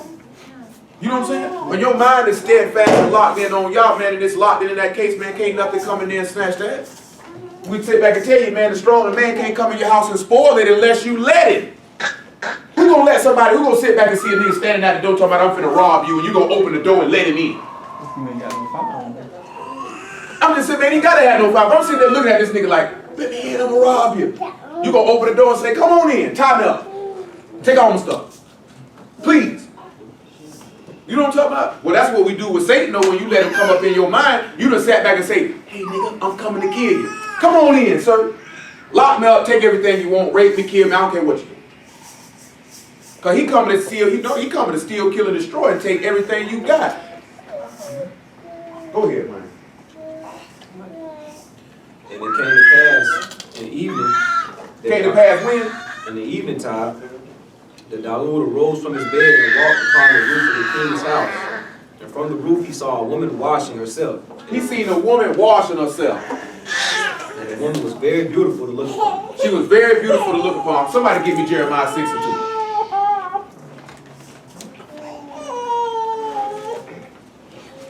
Jeremiah 6 and 2. Somebody else give me Romans 7 and 1. Do not look upon the beauty. Yeah, he told you don't look upon the beauty of a woman. You're lust after her. And it was night, and we are not children of the night, but children of the day. Well, remember he had to get up at night. That's when he got up. You know what I'm saying? When he talking about walking on the roof of his father's house, he walking on Shamahim. I'm on high. I've been lifted up. You know what I'm saying? Then he say he looked upon a woman who washed herself. Somebody give me Ephesians 5 and 25 along with it. First one on deck, go ahead. I have likened the daughter of Zion to a comely and delicate woman. He likened Bathsheba to a comely, beautiful woman. Bathsheba means daughter of an oath, right? Mm-hmm. So he's seen the daughter of an oath washing herself. Washing herself. That's good. Next man on deck. Romans 7:1. Know ye not, brethren, for I speak of the Torah, how that the law hath dominion over a man as long as he liveth. Uh-huh. For the woman which hath a husband is bound to the law, is bound by the law to her husband, so as long as he liveth. Uh-huh. But if the husband be dead, she is loosed from the law of her husband. We sit back looking at that, right? Because somebody get me Deuteronomy 24 and 1. We'll get to it in a minute. But we mentioned how Bathsheba was able to actually marry Dawood because Uriah the Hittite died. We know that Uriah means Yahuwah of light. Hamashiach told you that he is the light of the world, which goes back to what we sit back and look at this here. This is the first or the leader. You understand what I'm saying? The first or the leader is going to be able to get you to the covenant, which is able to get you to the house. And he was the first, because he the first that takes death and resurrect from the dead. He the first begotten of the dead, that he might have preeminence in everything, that you might get life. Was that the pa that need to go up there? Well, if it's just ka, if it's just those that he said, then it's just no, it's not kafa, it's ka. Oh, okay. Go ahead. That's what you're saying. Yeah. That's what you're saying. No, wait here. Finish, keep going with Romans 7. So then if while her husband liveth, she be married to another man, she shall be called an adulteress. Bathsheba was an adulteress. But if her husband be dead, she is free from that law. Uh-huh. So that she is no adulteress, though she be married to another man. Go ahead. Wherefore, my brother, ye also are become dead to the law by the body of Mashiach, that ye should be married to another. Do you realize that Uriah the Hittite is a representative of Mashiach, that you could be dead to the law, that you could be married to another? Watch me out some goodness. Go ahead. Not you saw Even to him who is raised from the dead, that we should bring forth fruit unto Elohim. That's good. We're going to sit back and see that, because if Uriah the Hittite means Yah's life, that means he had to be raised from the dead. Somebody read me Deuteronomy 24 and 1 before we proceed. And somebody get me Jeremiah 3 and 1 before we proceed. When a man have taken a wife and married her, and it come to pass that she find no favor in his eyes, because he hath found some uncleanliness in her, then let him write her a bill of divorcement and give it in her hand and send her out of his house. He finds some uncleanness where he say, get her up out of here. Get her up out of here. Could we see Bathsheba being, well, I was trying to see if it was considered a bill of divorce when he decided not to go into it, when he decided not to go with her? No, I mean, shoot, right here, I didn't even know what was going on. Oh, okay. You know what I'm saying? But we sit back looking at, that's what the law say, man. You find some disfavor in them, some uncleanliness, some transgression, some sin, get out your house. Go be somebody else's husband. Go ahead. And when she is departed out of his house, she may go and be another man's wife. You can go marry somebody else. But look at what the law says. And if the latter husband hate her and write her a bill of divorce and give it in her hand and send her out of his house, or if the latter husband die, which took her to be his wife, her former husband which sent her away may not take her again to be his wife. After that, she is defiled. You know what I sit back and tell you? Don't bring your stinking butt back. You know what I'm saying? You go somewhere else, don't come back. For that is an abomination unto Yahuwah. That man say that. I hate that. That's an offense to me. Well, you know how many people in this land done did that? You know how defiled this land is? That people who done been married, divorced, went and married somebody else, for whatever reason they left that second, third husband and went back to their first husband. And they say, I hate all y'all. All y'all. You know what I'm saying? That man don't look kind on that type of stuff. You want to leave and get somebody else, don't come back. For that is an abomination. So he had to make a plan up. Listen to what he said in Jeremiah 3:1. That's why he had to make a plan up, so he can take his wife back. So what about if you don't know? Boy, look here, boy. You ain't know, ain't gonna get you up out of here. What? One of y'all know, if one of y'all got married, Somebody knows. I'm saying but what if she trying to fix it to go back to that person? No, what he's talking about is now we talking about according to what he talking about according to our law before, because divorce never was the issue. All this passage is in there for as a means to sit back because he knew what he was going to do to us. This was to stop him from killing us. You know what I'm saying? But when you sit back and look at it naturally, what he's talking about is, oh, you want a husband done put out his wife because he done found some transgression in her. You know what I'm talking about? She go marry somebody else. He said, that's cool. But if that man put her stinking behind out and she try to come back to her first husband, don't bring your funky behind back around here. You're not wanted. You know what I'm saying? If he died, don't bring your back, don't come back around here. He said, if you do it, the whole land is defiled. And then he said, boy, that's an abomination. So I'm giving you the example of, boy, this whole land is defiled. Because people do that on a regular. How many people you done heard of? How many of y'all know anybody who was married, left their first husband or first wife, married somebody else, and then went back to their first husband? It happens all the time. It happens all the time. It happens all the time. Usually people been done sit back and they run across their first spouse, whatever. You know what? You know somebody? No. Go ahead. Go ahead.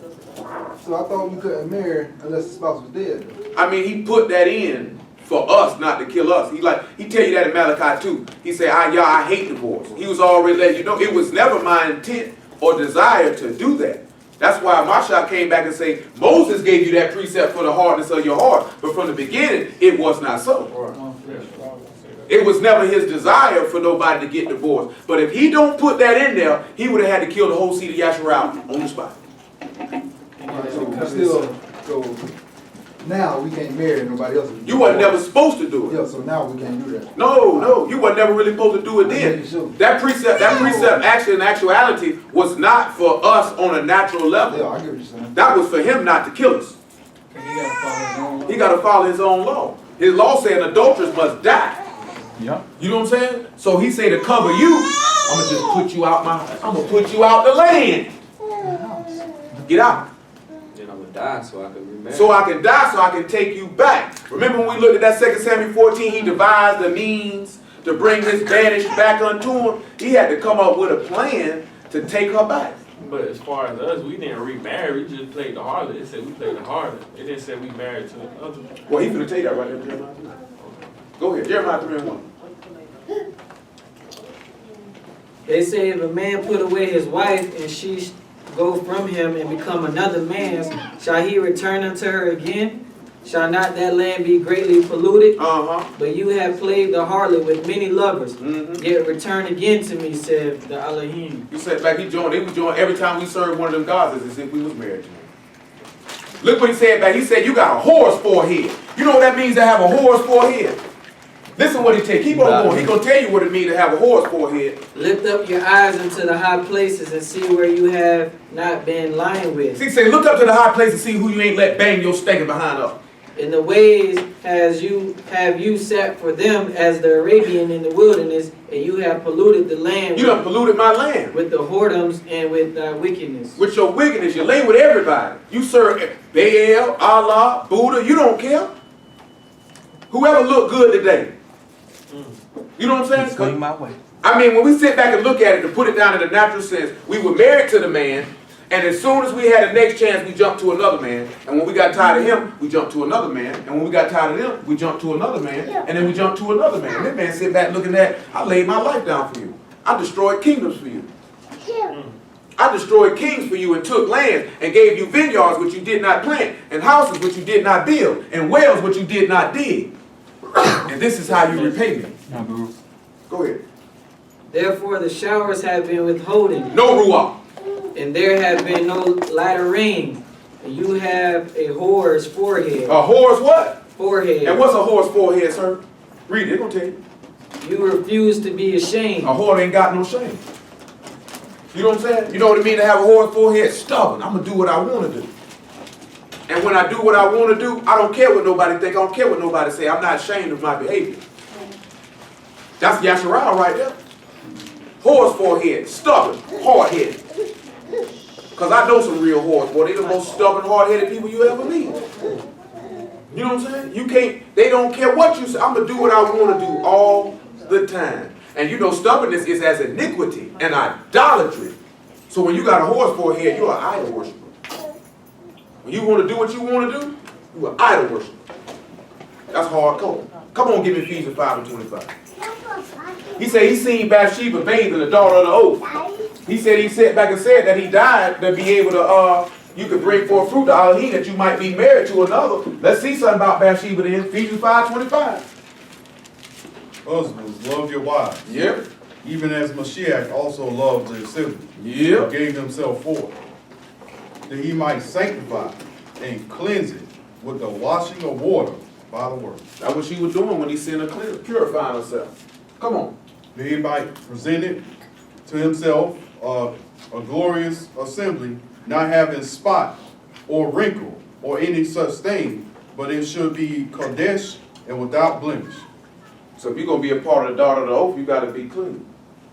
We go back to what we looked at in John, right? He said, don't bring no iniquity into it. My righteousness is in it. You know what I'm saying? My righteousness is in there. Come on back. Come on, Troy. Tell them what verse she in 2 Samuel 11. Verse 3. And Daoud sent and inquired after the woman. And one said, is this not Bathsheba, the daughter of Eliam, the wife of Uriah the Hittite?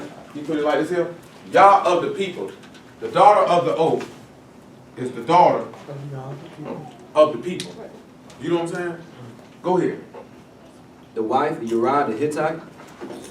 And Daoud sent messengers and took her, and she came. Hold on. And so the daughter of the oath is the wife of the life. Somebody get me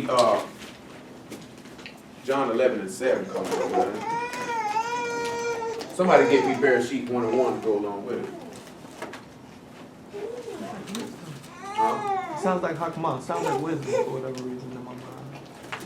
Being a daughter of the light.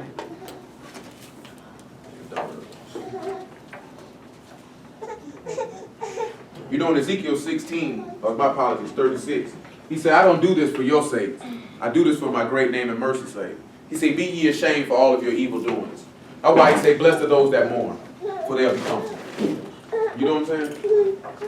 When we sat back and we mentioned that first scribe, Ezra, a ready, skilled scribe. Mashiach was a ready, skilled scribe. He said, whosoever I send, receive me. So you know, if Mashiach send anybody, you know what they're going to be? A learned man. They're going to be a skilled scribe. It'll be just like Ezra. They're going to be able to comfort the people. See, well, we could look at that as a Nehemiah when he was reading the word to the people and causing them to understand the reading, to discern between good and evil. The people mourn. And he comforted and said, mourn not, nor be saddened. This is a great day a righteous day, a joyful day in your power. He said, matter of fact, the joy of Yah is your strength. You know what I'm saying? See, that's why I sit back telling you, that goes back to that delight. A lot of people don't delight in the word. You don't really have a joy in it. That's why he say your ears uncircumcised, you cannot hear. You know, it's a reproach unto you. You have no delight to it. It offends you. It's a shame to you. It's a shame to you because men love darkness rather than light because their deeds were evil. Neither when they come to the light, lest their deeds should be reproved. You know what I'm saying? Those who love the light are going to come to it. Those that hate the light are going to refrain from it. You know what I'm saying? That's as simple as that. That man told you he known from the beginning who it was who believed and believed not. He know who's sitting in this room who believed and believed not. He know who's on that phone who believed and believed not. If you believe not, you know it ain't but a matter of time before you fall off. He know if you believe, ain't nothing can stop you from falling off because your heart is steadfast and locked in with him. Only the people sitting in the room and the Most High know who can answer that question. Who believes and who don't? Go ahead. Go ahead. Who was just reading? Troy, what? You said get Genesis 1. Yeah, that was right. John 11:9. Yahusha answered, are there not 12 hours in the day? And I'm not 12 hours in a day. If any man walk in the day, he stumbleth not because he seeth the light of this world. You know you ain't going to fall when you see the light of the world. That's good. Genesis 1:1. In the beginning, Elohim created the Shamayim and the rocks. And the rocks was without form and void, and darkness was upon the face of the deep. Darkness was upon the face of the deep. And the Ruach of Elohim moved upon the face of the waters. And Elohim said, let there be light. And there was light. Let there be light. He saw the light and it was what? And Elohim saw the light, that it was good. It was good. And Elohim divided the light from the darkness. He separated life from death. And Elohim called the light day, and the darkness he called night. And the evening and the morning was the first day. That's good. So we see Uriah the Hittite as Yah's light. Somebody get me 1 John 1:5. Make it 3. Might have been much. He's gone.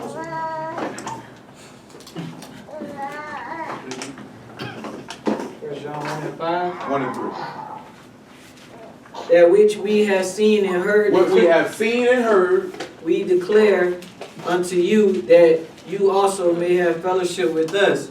And truly our fellowship is with the Father and with his Son, YAHUSHA HaMashiach. And these things write we unto you, that your joy may be full. This then is the message which we have heard of him. This is the message which we, you know, at the end of the day, if your joy be full, the joy of Yah is your strength. That's the whole purpose of the scribe job, is to make sure your joy is full, that you might have strength. And he that is first in is the leader. You know what I'm saying? That you might get to the head, which is the Abba, which is Yahuwah. That's it. You know what I'm saying? At the end of the day, ain't nothing but the purpose, but to point you on how to point you to the Father. It's not to point you to myself. It's to point you to YAHUSHA HaMashiach, and he's going to point you to Yah. And that's going to point you to live forever. It's going to point you to that light that you just heard about. Go ahead. And these things write we unto you, that your joy may be full. This then is the message which we have heard of him, and declare unto you that Elohim is light. And know what? And in him is no darkness at all. Ain't no death in it. Come on. If we say that we have fellowship with him and walk in darkness, we lie and do not the If truth. we sit back and say we have fellowship with him, we walk in death and we walk in unbelief. I'm going to tell you something, man. The book tell you like this here, clear as day. Anything that is not of faith is sin.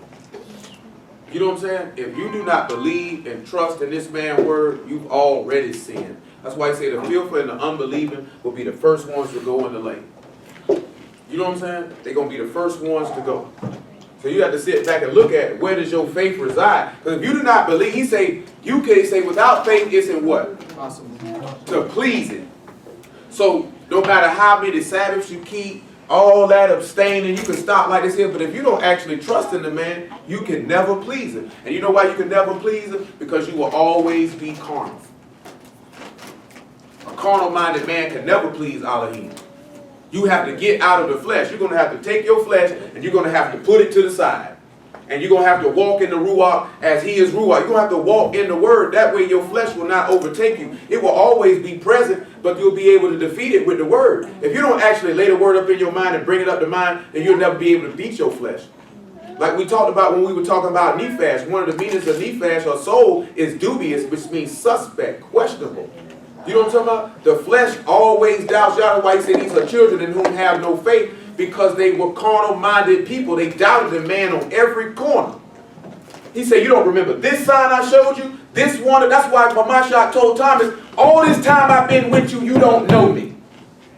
I've been with you 3.5 years, and you still asking me, show the Father, talking about we don't know him yet. How could you have been with me all this time, Philip, and you haven't known me? Ain't that what he said? We already read it, right? That's what he told him. He said, you've been with me all this time, you haven't known me.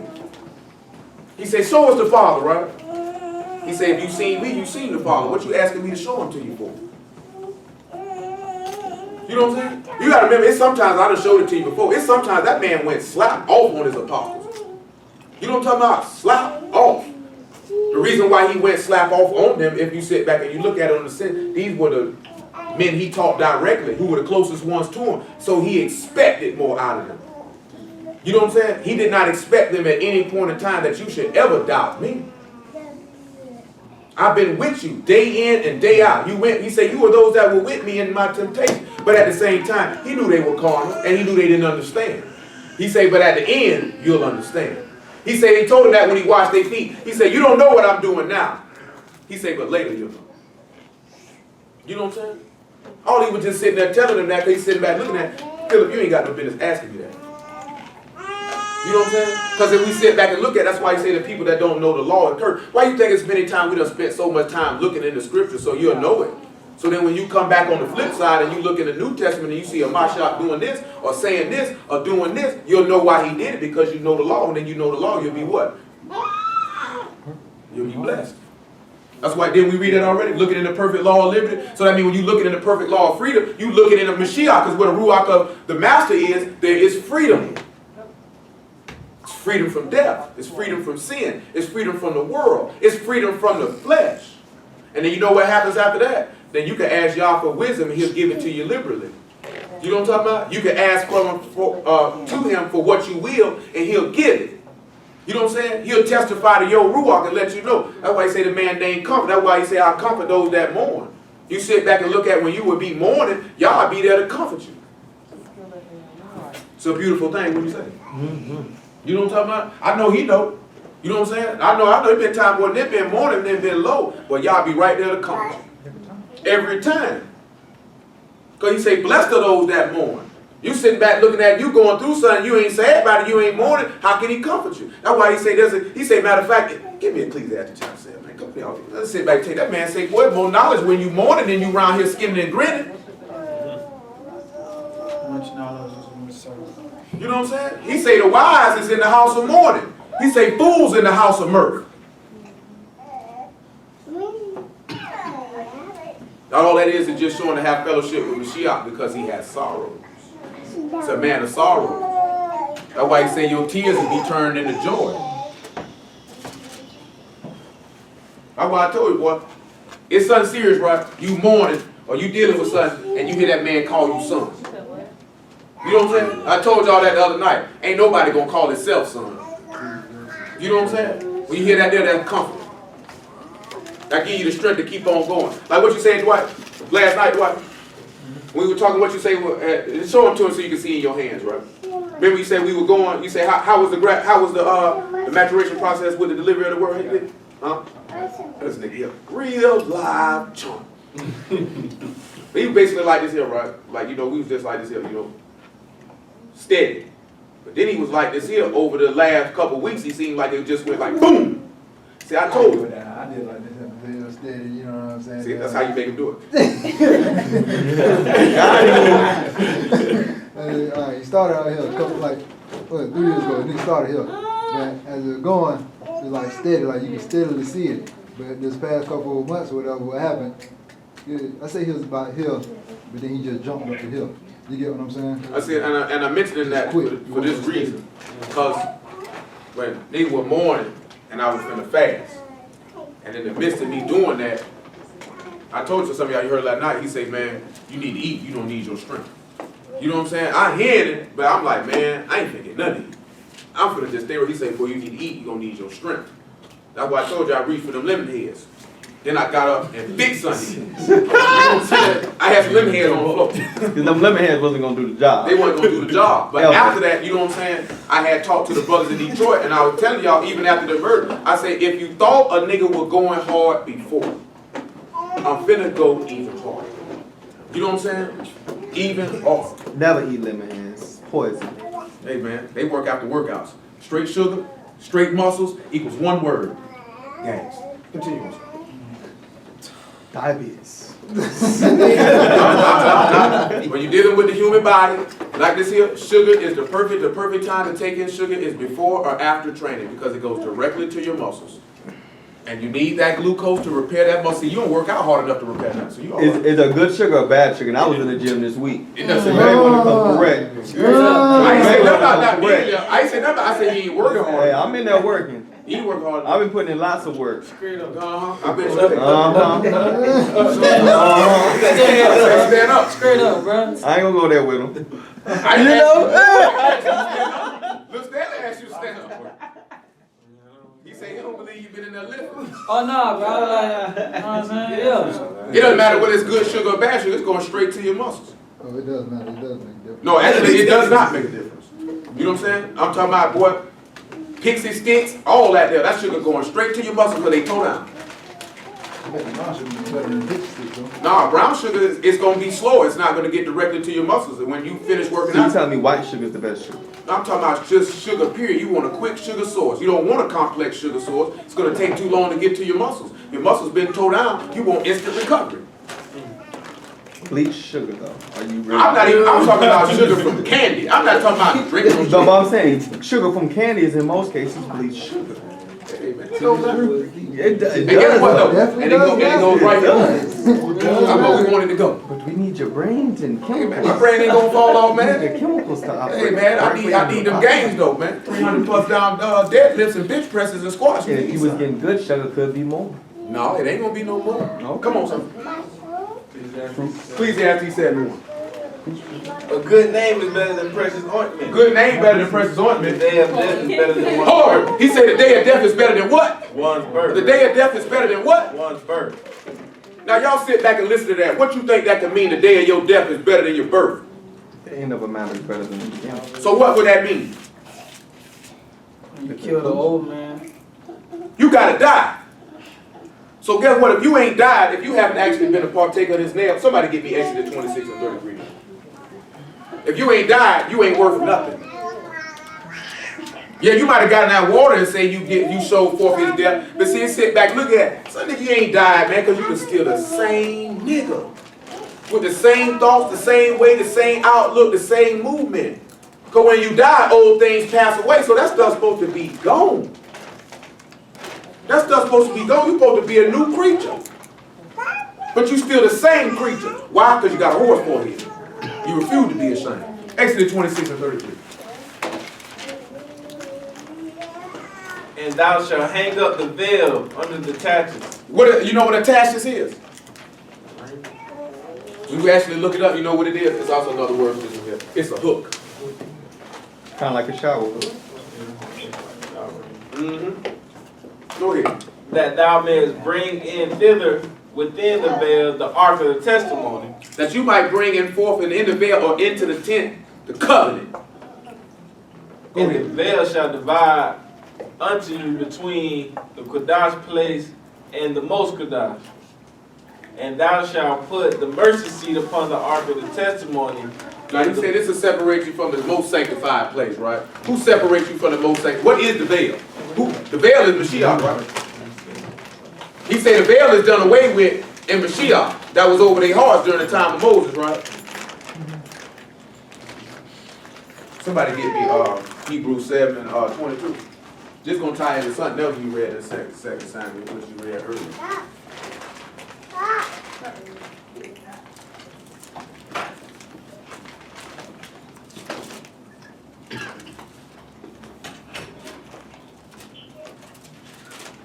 Go ahead.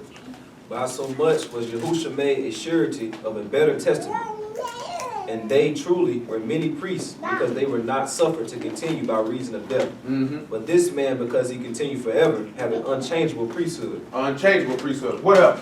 He is able also to save them to the uttermost that cometh unto Elohim by him, seeing he ever lived to make intercession for them. For such a high priest became us, who was Kodash, harmless, undefiled, separate from sinners, and made higher than the Shemayim.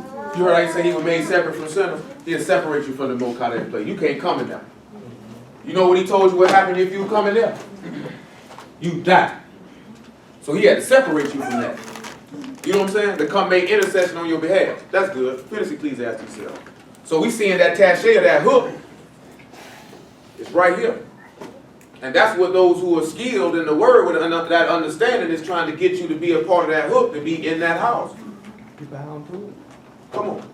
It is better to go into the house of mourning than to go into the house of feasting. For that is the end of all men. It's better for you to go in the house of mourning than the house of feast. Do you not realize that that's where we be messing up at? We're always sitting back telling you, it's better, and once you die, Mashiach, that's a new birth. That's better for you than the day you came out your mama's womb. That's why he told him you must be born again. He said, how can a man be born again? Will he go into his mother's womb a second time? And you know what ends up happening? He said, because he said, if I've told you of earthly things that you have not understood, how will you understand when I tell you of things that come from on high? That's why we sit back and look at it. When we talk to some people about some of the stuff that Yah allows us to see, they have no idea what we're talking about because they don't even understand natural things. So you know they're not going to understand the things that's of the Ruach. You know what I'm saying? They're not going to understand these things. It's going to be foreign because they're not spiritually discerned. It's not for a natural man to understand. That's why he said the Ruach of truth, everybody can't get it. They don't know it. But we say the world cannot receive it. That means carnal people can't get it. And even those that claim that they in the house, they can't get it because they carnal as the people who outside the house. Because in actuality, it doesn't really mean nothing to them. It's just something to do until you get tired of doing it.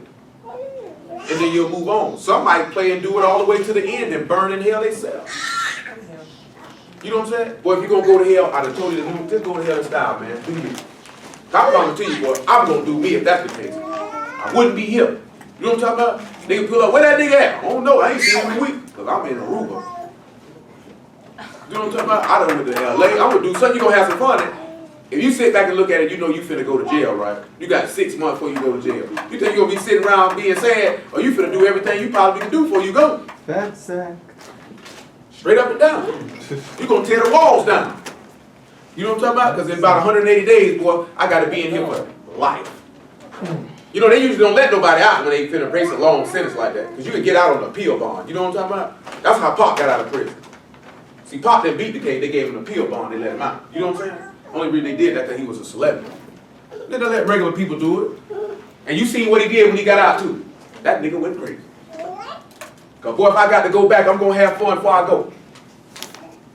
You know what I'm saying? You won't be in no position like that, man. You want to see only and be steadfast. You'll realize it's better for me to die than to be born.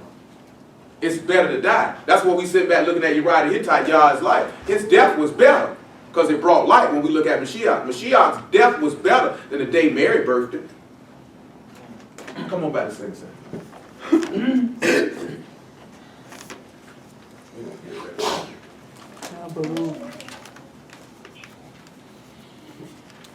Verse 4. Yes, sir. 2 Samuel 11:4. And Dawood sent messengers and took her, and she came unto him, and he lay with her. He sent messengers and took her. He sent preachers, man. He sent teachers. To take his wife, to bring her back unto him. So he can lay with her. You know what happens? He say when a man lay with a woman, they become what? One flesh. So he can make you one with him. Bring you in the house, make you one with him. Well, really to bring you into the covenant. Somebody get me Hebrews 8 and 7. Leah.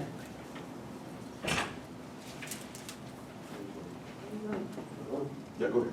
Hebrews 8 and 7. For if that first covenant had been faultless, then should no place have been sought for the second. So obviously if Uriah the Hittite had been faultless, there'd have been no need for David then. For finding fault with them, he said, behold, the days come, says Yahuwah, when I will make a new covenant with the house of Yasharah and with the house of Yehuda. I make a, see that, so you know what I mean? I'm going to make a new covenant. I'm going to take my beloved and bring him to the daughter of my oath. Go ahead. Not according to the covenant I made with their fathers in the day that I took them by the hand and led them out of the land of Mizraim, but they continue not in my covenant, and I regarded them not, saith Yahuwah. For this is the covenant that I will make with the house of Yahusha after those days, says Yahuwah. I will put my law in their mind and write them in their hearts, and I will be to them a Elohim, and they shall be to me a people. And they shall not teach every man his neighbor and every man his brother, saying, Know Yahuwah. For all shall know me from the least to the greatest. When what happens? For I will be merciful unto their unrighteousness, and their sins and their iniquities will I remember no more. He didn't remember the sins of Bathsheba because beloved became her husband. And that he said, the new covenant he hath made, the first old. Now that which decayeth and waxed old is ready to vanish away. You not even realize he didn't say nothing about what Bathsheba did. It all fell on David. It all fell on David. Just like it all fell on Mashiach. You'll notice that. He didn't say nothing about Bathsheba, did he? She just is wrong. You know what I'm saying? But that's time you sit back looking at it, the law say both of them supposed to die. Both of them supposed to be penalized. Because he was sitting back looking at it, let that reproach be on me. Go ahead, sir, bro. And Daoud sent messengers and took her, and she came, and he lay with her, for she was purified from her uncleanness. You see how he laid with her then? Because he washed her by the washing of the water of the word, that he might take it unto himself. You notice that he didn't touch her till she was clean. Mashiach didn't touch his wife till she was clean. That's why he told him, you clean from the word that I've spoken unto you. Go ahead. And she returned into her house. And the woman conceived and sent and told Daoud and said, I am with child. I am with child. And you sit back and realize that when he laid with his wife, he conceived. How do we know he conceived? That the baby died, right? Yeah. You know what I'm talking about? But we know how he conceived. When the people rose from the dead, because they were dead, he conceived. Same thing, right? He gave birth. Like I said, the daughter of my oaths gave birth. Somebody get me 2 Corinthians 6 and 14. Matter of fact, make it 6 and 16. No.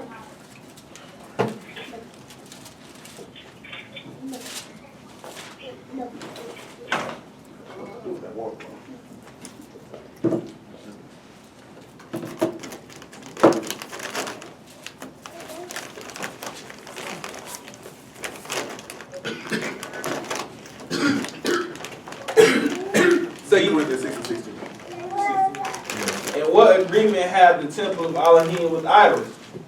For ye are the temple of the living Elohim. As Yah has said, I will dwell in them and walk in them, and I will be their Elohim, and they shall be my people. What else? What do you want you to do? Wherefore come out from among them and be ye separate. And don't do what? Thus says Yahuwah, and touch not the unclean thing. You notice how David didn't touch the unclean thing till it was purified. And I will receive you. And what did he do with Bathsheba after that? He received. Come on. And I will be a father unto you, and ye shall be my sons and daughters. And I be Joab unto you.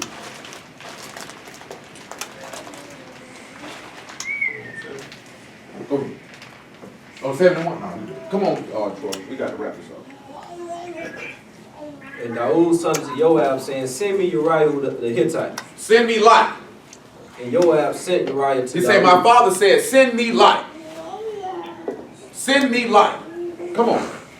And Joab sent Uriah to Daoud, and when Uriah was coming to him, Daoud demanded of how Joab did, how the people did, and how the war prospered. How did the war prosper? Come on. And Daoud said unto Uriah, go down to thy house and wash thy feet. Wash your feet. Say, go down to your house and wash your feet. And what happened in John 13 when they were sitting in that house? They washed each other's feet. Come on. Uriah departed out of the king's house, and there followed him a mess of meat from the king. But Uriah slept at the door of the king's house with all the servants of his master, and went not down to his house. He didn't go down to his house. Come on. And when they had told Daoud, saying, Uriah went not down to his house, Daoud said unto Uriah, camest thou not from thy journey? Why then didst thou not go down into thy house? Yep. And Uriah said unto David, the ark, Yasharel, and Yehuda abide in tents.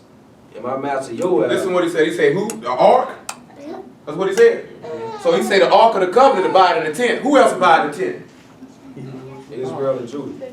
The people. Somebody get me 2 Corinthians 5:1. You see what it is? The reason why we sitting back looking at it is because we read that Tashay being in that tent. And that was the tabernacle of witness of that tent.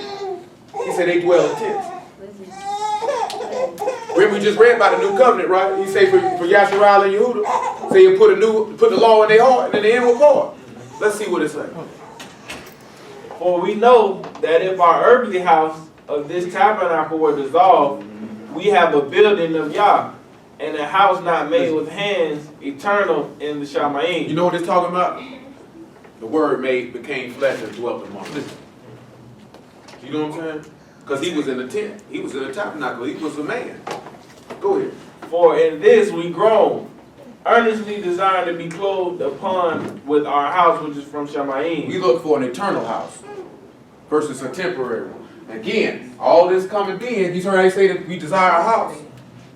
We desire a house that's eternal. That's all those who have skill and understanding is trying to get you to do, because it's going to get you to this. Because that's what a scribe is going to do. He's going to point you to build on the rock so you can have strength. Somebody give me Colossians 1:18 so you can be with that first leader so you can get to the head, which is the Father, which we've been discussing. That's understand. We didn't even get to the really talk, because we talked about it a little bit more last night, of the understanding of this here, which is discernment between good and evil. See, it's two types of understanding: skill for teaching and discernment. You know what I'm saying?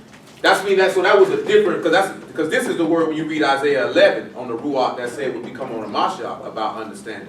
When you see that Ruach coming on him in Matthew 3, even though he had both.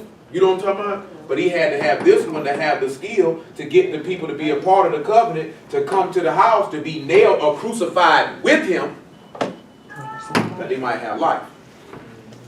You know what I'm saying? Because remember he said we got to be crucified with him, which means we would be nailed with him or hooked with him or secured with him. Then we would have life. Because he, the Ark of the Covenant, came down in a tent or in a house to be nailed till you get life.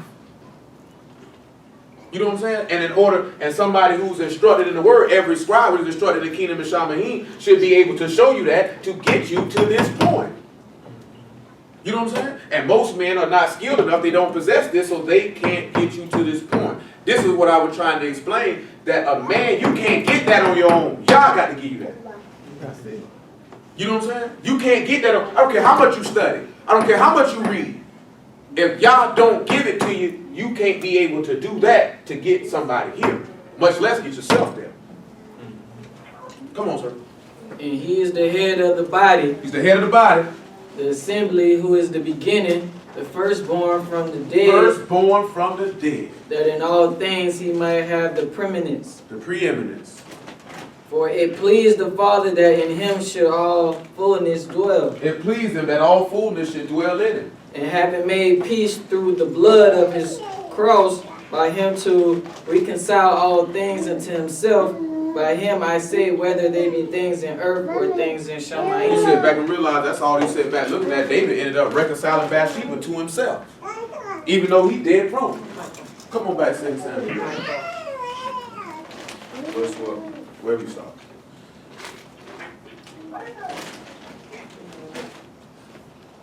Uh, 11. And Uriah said unto Daud, the ark, and Yashrael, and Yehuda by the tents, and my master Joab, and the servants of my master are encamped in open fields.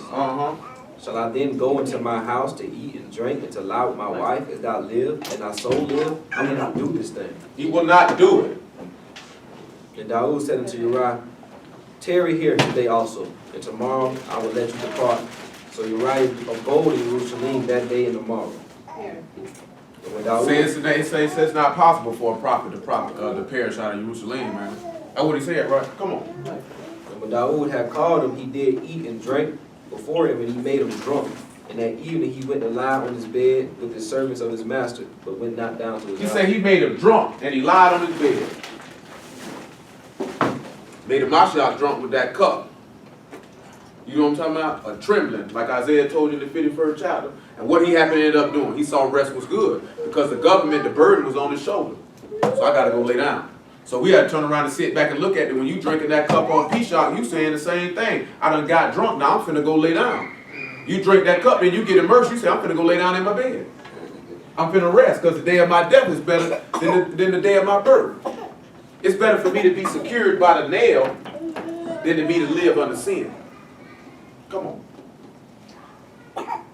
And it came to pass in the morning, Daoud wrote a letter to Joab and sent it by the hand of Uriah. Yep. And he wrote in the letter saying, let Uriah who in the front of the hottest battle, and retire ye from him, that he may be smitten and die. And we already looked at it. Son of letter, he already told him. Remember, he told the disciples, it's written in the scripture. He told them, smite the shepherd and the sheep shall scatter. Father had already sent a message by a letter to Joab. From the father sent a letter to the Beloved son of letter. The beloved sent a letter to him that is like what? No, the beloved son of letter by him that is like to the Father.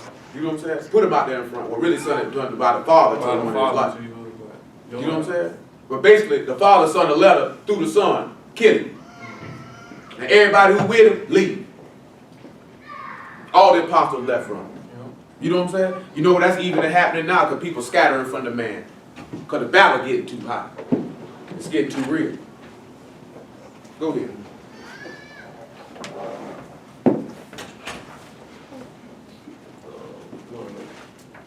Okay. 15. And when he wrote the letter saying, let Uriah who in front of the hottest battle retire you from him, that he may be smitten and die. And it came to pass when Joab observed the city, that he assigned Uriah to a place where he knew that valiant men were. He said he gave a place where the strong men were. And the men of the city went out and fought with Joab, and there fell some of the people of the servants of Daoud, and Uriah the Hittite died also. Then Joab sent and told Daoud all things concerning the war, and charged the messenger, saying, when thou hast made an end of telling the matters. Who told all the matters of the war? Sir. Joab. Joab told all the matters of the war, right? Luke 24 and 40.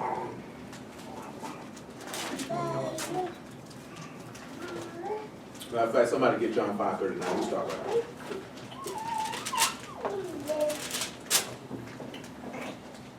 And he said unto them, these are the words which I spake unto you while I was yet with you, that all things must be fulfilled which were written in the law of Moses, and in the prophets, and in the Psalms concerning me. Go ahead.